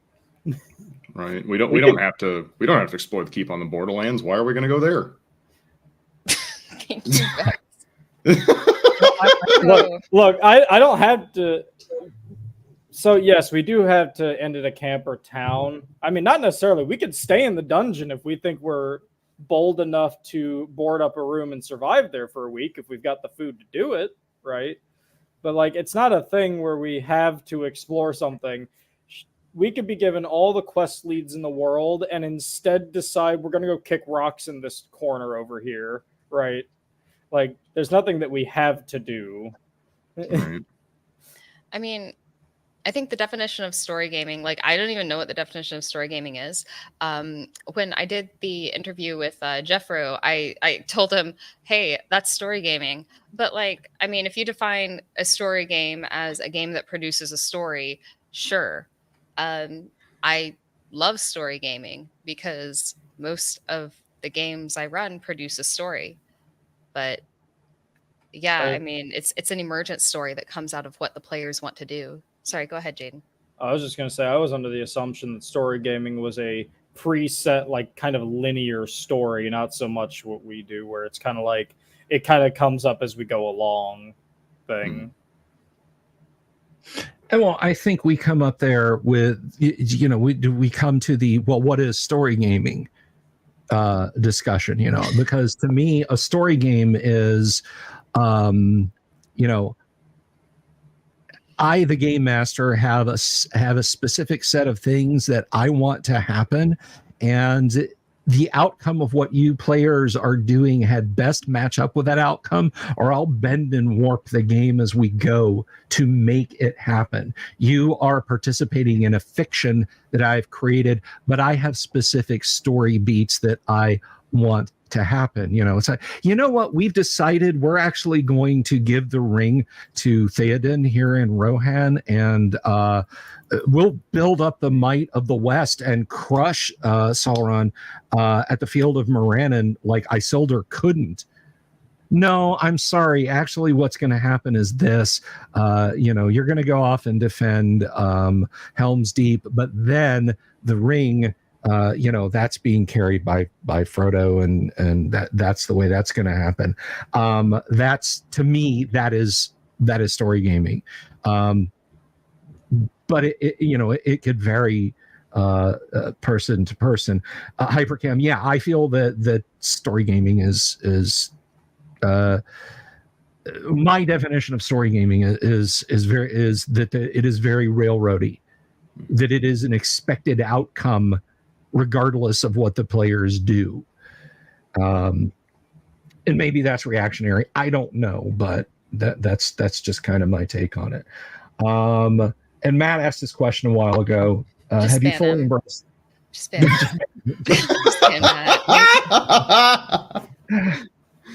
You're not the game master here, Harvey. So, wait, I can answer this question because Ryan Howard quite publicly taught me everything I need to know about pro wrestling.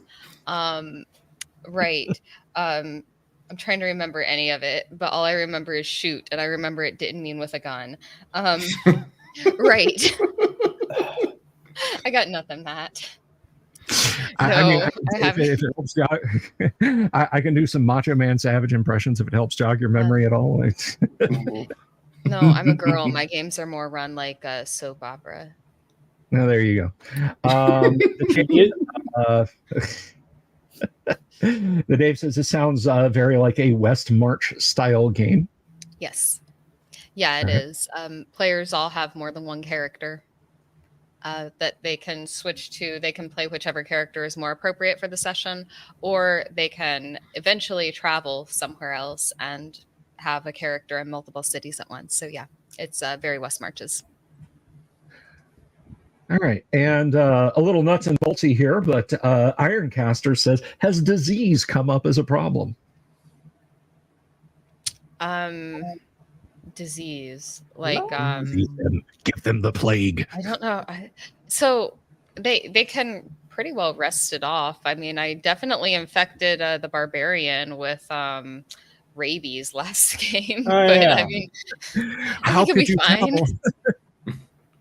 I mean, he was frothing at the mouth and had some problem, couldn't drink water. But, I got hellhound disease. 1 or 2 characters are cursed, aren't they, right now? Yeah, there's one character is cursed. She can't she can't exist in darkness, or she'll progressively get uglier until she dies. You care to describe the monster? You know, actually, I like that description better. Never Right. You know what? I'm going to put this up here just to get it out of the way.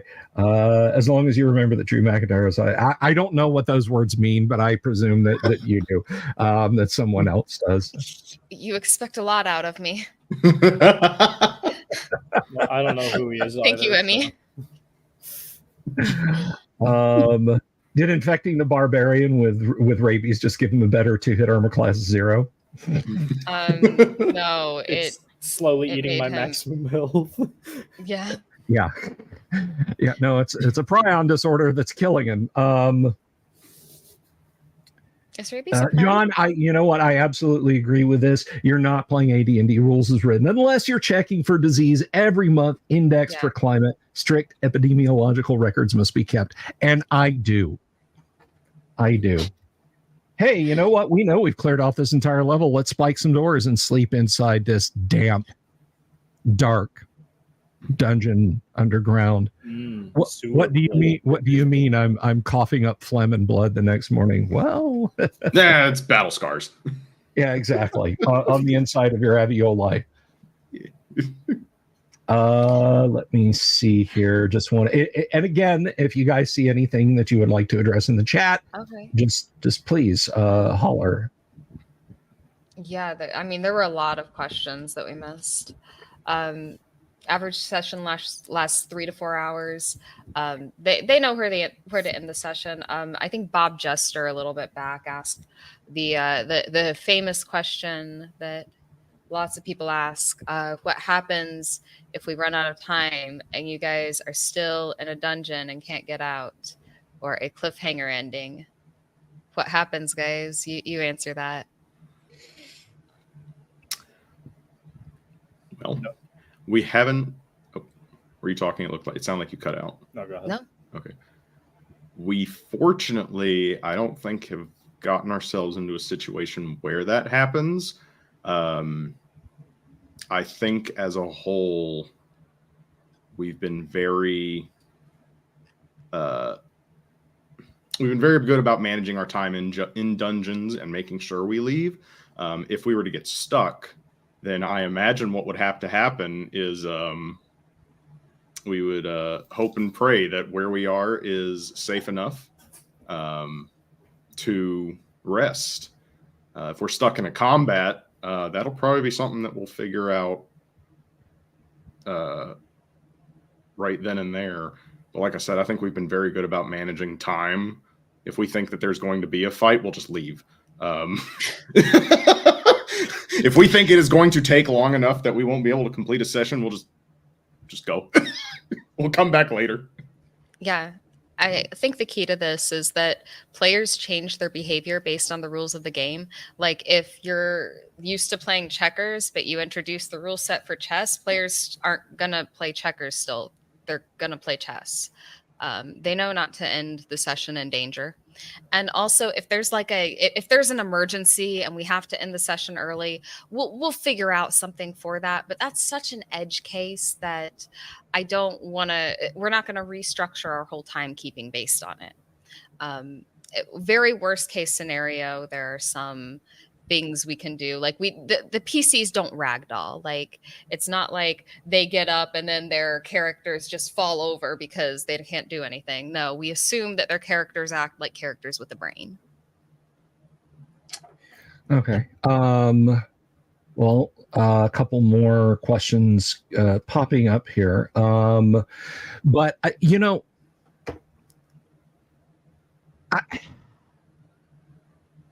I get what you're saying when you say, well, we're playing chess, not checkers, and the players are going to know not to play by checkers rules. I don't think the edge cases are as edgy as you might think, because things do happen. I just feel like, I mean, maybe it's, you know, my just recently unfrozen caveman brain, but I just think there's times when, yeah, you do have to hit the pause button. It's just, it's got to have, maybe you don't want to do it all the time, but it's gonna come up. And I get it that the characters don't ragdoll, and you can come up with something between A and B, now and next week, hey, I just got this call, guys. I know I'm the DM, but I gotta go. Well, I can't hit the pause button. I don't have the ability to. You know why? Because there are two parties operating in this world now.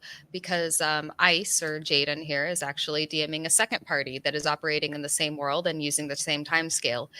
If I hit the pause button on the section I'm running, then that screws up his game, because that happens in the same world. We can't pause. And if I'm running a single game as a single DM, I mean, then, that the onus is on me to do the timekeeping. I just feel like that there's going to be a point at which where it's going to come up, and I feel it's incumbent on players and DMs, if you're doing something like this, to have an AZ5 button, if you guys know what I'm talking about, and that will hopefully work and not cause an explosion, where you can say, okay, this set of circumstances has happened, and no, you can't predict that. Well, it'll never happen, so I guess we'll just deal with it when it comes up.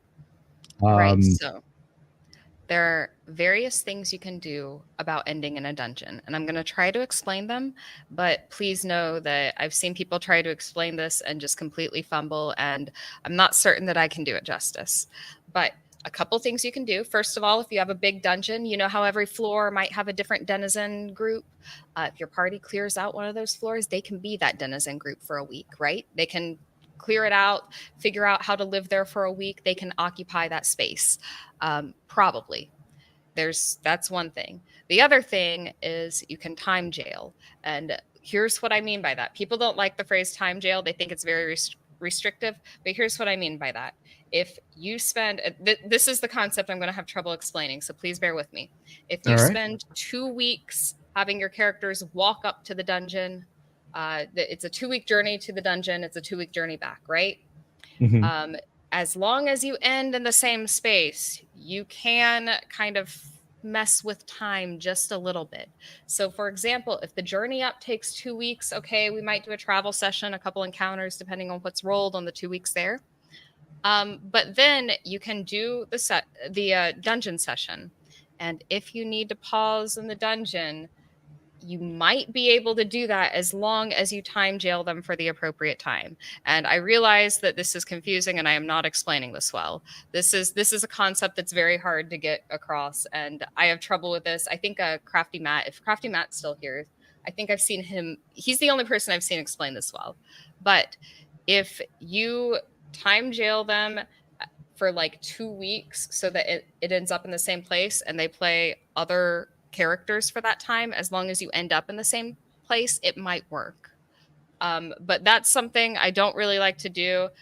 Time jail, the characters are unavailable to be played until the calendar catches up with them. So if we were to speed through the journey, and say, all right, this happens in the future, and you are in this dungeon in the future. You could theoretically have them end in the dungeon and then pick it up next week on pause time, and then say, all right, so this covers this much time, and until the calendar catches up with you, you have to play other characters. So you could theoretically do that. That's a little bit more of an advanced time manipulation stuff there. So that's probably not a solution that works for everybody, but there is a potential way to deal with that. But really, the way I prefer to deal with it is the players can clear out part of the dungeon and occupy it for a week, or they can camp nearby, or it's very possible, like, you can use like items or something that might teleport them out. That's like a thing that perhaps you could do, but it does change the dungeon experience quite a lot. And by that, I mean the dungeon experience now happens in phases. The first phase is their initial scouting and exploration. They might do that for like a week. They go in 1 week, they come back, they spend the next week preparing to go back into the dungeon. This time they know what's there. They're more prepared. They have a deeper delve. And then, they go back and they're preparing. Okay, now we know what's here. We might be able to do this. But it forces the DM to ask a very important question each time they enter the dungeon, which is, it's been a week. What's here now? What has happened in that week? And it's a powerful question that can lead to a lot of creative answers. It is.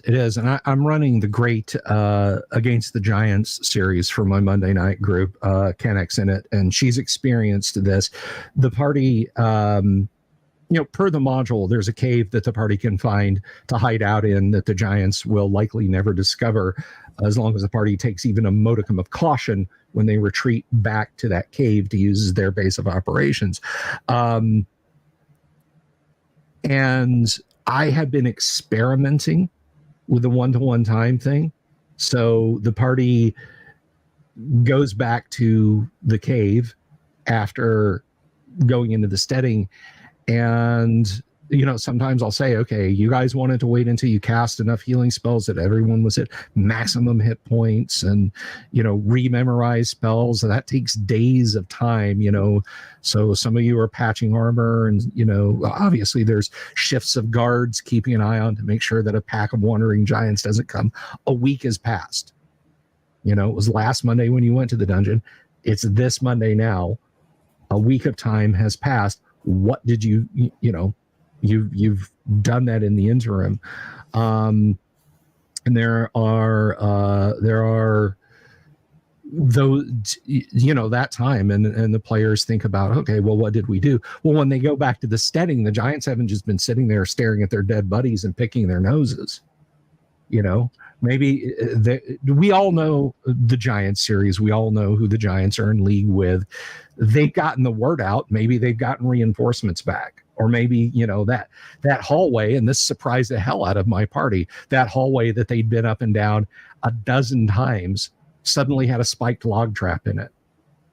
Because the Giants were sick and tired of getting attacked. The Giants did things in the intervening 2 weeks as well. And that sometimes blows players' minds when they leave a dungeon and they come back, whether the dungeon's a cave complex underground, a catacomb in a city, or an above ground palisaded wooden fortress like this. The monsters will do things. They'll make plans, just because there wasn't a pit trap 20 feet in into the middle of this room doesn't mean that they said, hey, what if we threw a few gold coins on the floor in here and then dug a pit trap and killed us some adventurers, And I think that's absolutely the way it should be. That's just my 2 cents.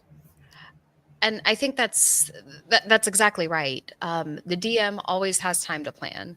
The DM can plan a whole lot of stuff can happen in between sessions, but what one-to-one time does that I really enjoy, that I didn't really anticipate, was that it allows players to plan in the same way. It allows them the space, the leeway to go shopping, to commit crimes, to do anything they really want to do between sessions.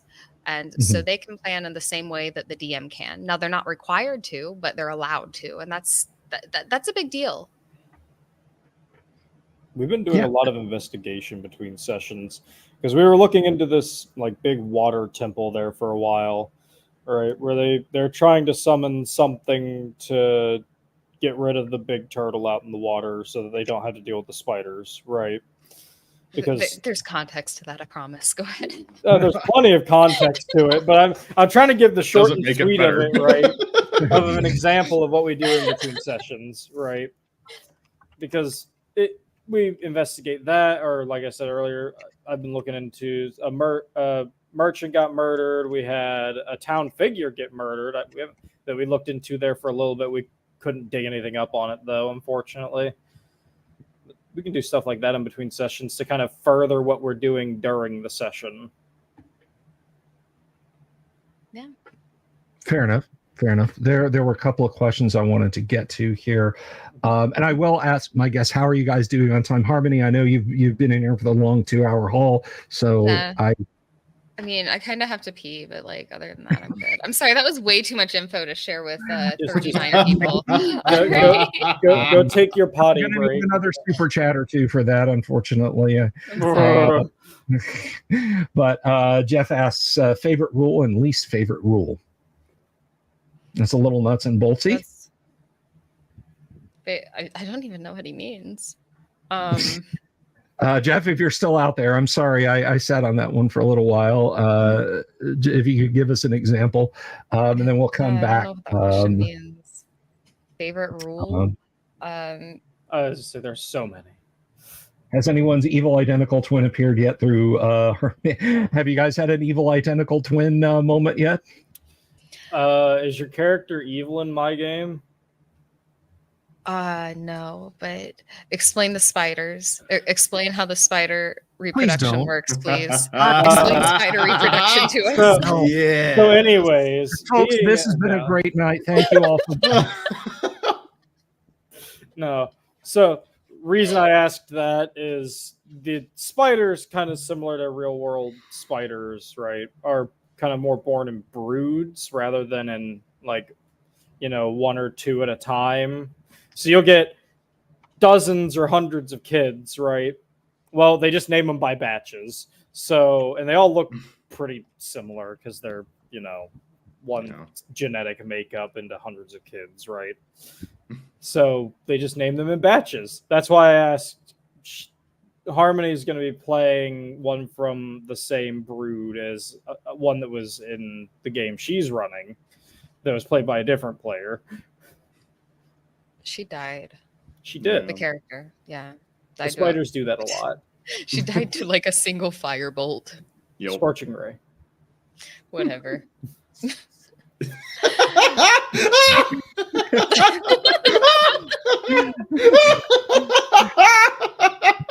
It is if I'm the manager. Look, I didn't go into the nitty gritty details, right? I just said that's probably a good idea. Don't even get me started on the Dwighters. We don't need to go there. Nope. I'm not even. They're half dwarf, half spider. Once again, words that I never wanted to hear on I could have gone my whole life. I missed 5 minutes ago when I hadn't heard that. You're welcome. What a terrible way to have ears. Remember, it was your choice to allow us to be here, right? It wasn't, but Jeff says, favorite system rule to use and worst one to deal with. Does that narrow it down a little bit? I mean, I like the crafting systems we kind of have going. Or that's not been so much the in this downtime game, crafting. Yeah, downtime crafting is good. I like when crafting systems. I had an answer for that like a second ago, and I lost it when you brought up the Dwighters. You're welcome. Yeah, I don't know. Worst rule to deal with. I mean, we don't allow things like peasant railguns or infinite ladder glitches or something. I don't know. So We do operate with some bias towards does it make a modicum of sense? Right. right. I mean, Sure. And well, I mean, it's I got something. I was just going to mention, you know, it says, you know, like it do, if it goes against the obvious intent of the game. Obviously, in the afterword to the Dungeon Master's Guide, you know, never allow some barracks room lawyer to force quotations from the rule book upon you if it goes against the obvious intent of the game. And I think that gives DMs a fair amount of latitude, you know, when it comes to matter of against the obvious intent of the game. And against the obvious intent of the game is stuff like the ladder glitch and the peasant railgun and the portable hole bag of holding RPG. Are you kidding? Yeah. I think that's I like entirely that one, intended. though. That one's intended. No, I like the shoot an arrow with a bag of holding and a portable hole on the end of it and just whoop. Yeah, that's the I like that one though. The RPG. But let's see here. I think that's most of the questions. I don't want to miss any. Okay, the Dave says, how does having two GMs in one world work when both GMs are players? Does that cause conflicts of interest? Yes, but that's inevitable. Like, you can't get around that. I mean, I don't know. So the game I'm a player in happens on the other side of the world of the game that Jaden's a player in. So I'm not really sure. What would you say to that, other DM? Other DM. So I don't really think that it would be that big of a conflict of interest because it's not like I can give my character things. It's not like she can give her character things, right? That was kind of one of the more explicit things we put in place was, yeah, well, we're going to trade off who DMs what places, right? But like, don't sit here and just try and use it to power a game, right? It's kind of an unspoken rule even because I don't think we specified that. But I don't see it as much of a conflict of interest. I mean, the two groups might go at each other. That could be a very fun time, right? Like what this evil group does up here might affect what the good group down here is doing, right? Because Merchants Crossing and Schwark are not in the best standing with each other anyways. But I don't see it as much of an issue, to be honest. Okay. And that's fair enough. Anyone else? Beber, you want to weigh in at all, or have any opine there?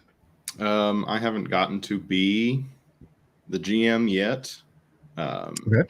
I think I'll probably be heavily involved once we get into dwarf territory. I have gotten all of the tables and resources and all that, so I have to do some research, having not used those before. But as far as the specific question on like the conflict of interest thing, I'm probably not a good person to answer that because I just have not. I've felt no need to like try and better myself from a position of control. Like when I am running it, I might not even have my actual player characters be with the party unless there's a reason for them to be there as just an NPC. When I'm doing the god stuff, I'm not affecting my player characters directly at all, right? They're not tangibly connected, right? So okay. Yeah, I will say that. Oh, go ahead. Sorry. I was saying, and yeah, that's kind of it. So yeah, go ahead. I will say that something that decreases the conflict of interest is observance for the rules. That's why I say the rules are above the GM, which is then controlling the game, right? As long as we observe the rules in the same way, I don't really think there's a conflict of interests there. Man, I can't speak, but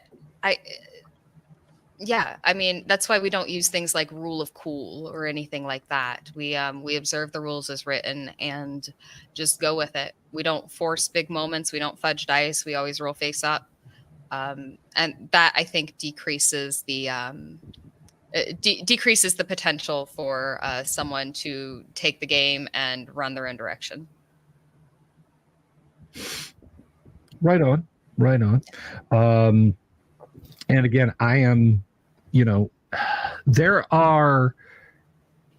am talking AD&D specific, and this still might, you guys still might get your back up. There are some roles that it is prescribed that are rolled behind the screen, as it were, in AD&D. Those specific ones are hear noise, disarm traps, find traps, move silently, and hide in shadows. Because a thief isn't gonna know. I mean, you press yourself in the corner and cover yourself with your cloak. Maybe nobody sees you. Maybe everybody's like, what is he doing over there? That's not something that the player is going to know until they know that they blew it, and it's not something they can really affect. But yeah, for everything else, I am dice out. Everybody sees. Sees. And when I say we roll face up, I do mean for roles that work out for everyone to see. Right. Exactly so.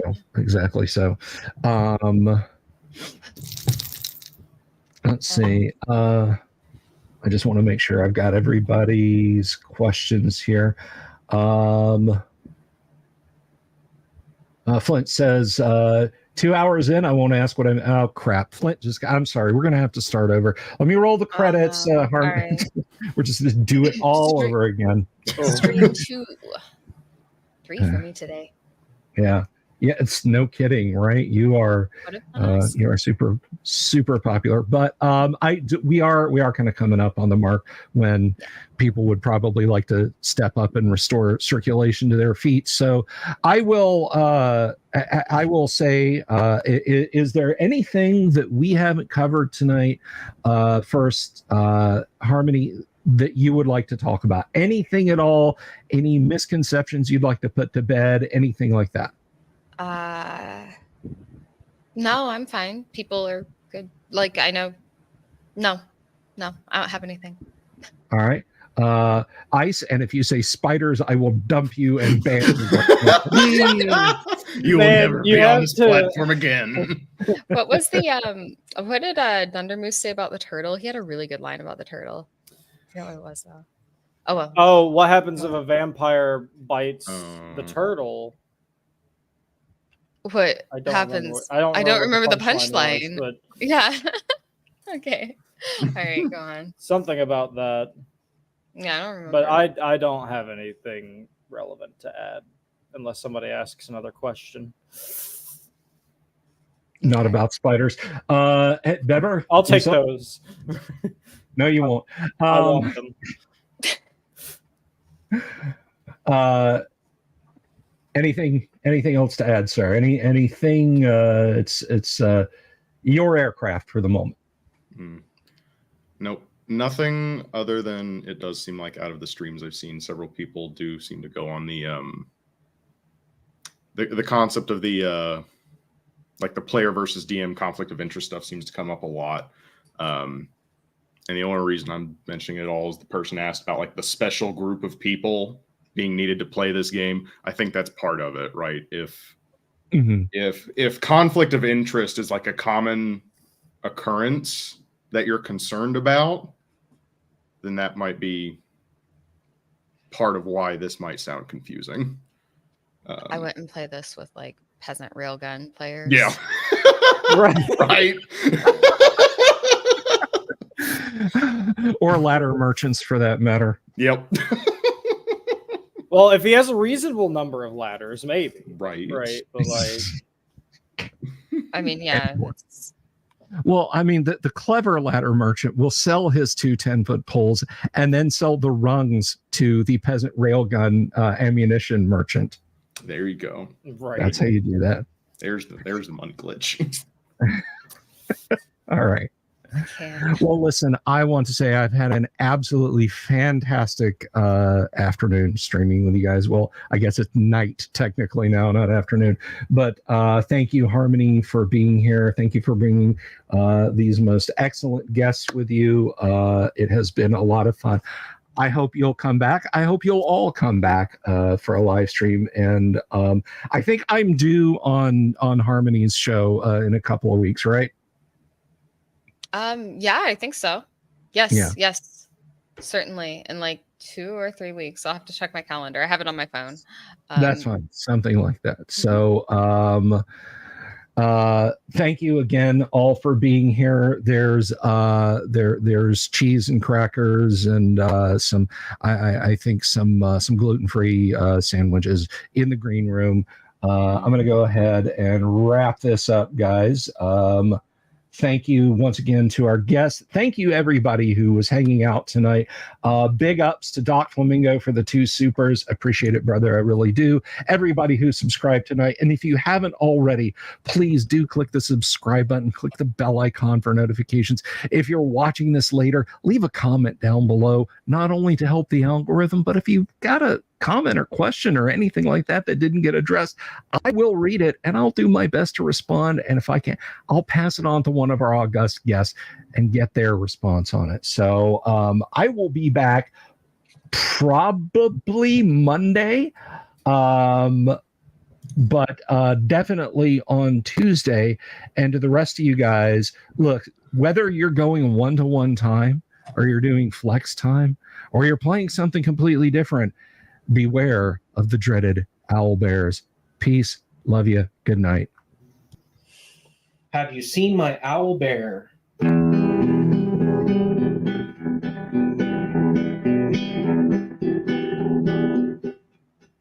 It's to all the weirdos everywhere in the woods and in the air. Have you seen my owl bear? Should I shave off all my hair? Bobs are all around. Some live in tunnels underground. Some are fat, some are rich, some are sleeping in a ditch.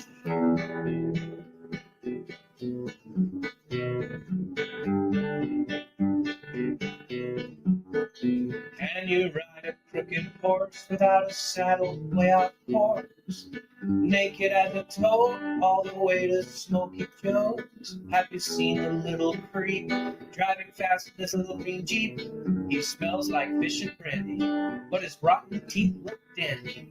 Take me to the show, I don't care if fast or slow. From action flicks to dancing things, just take me to the show.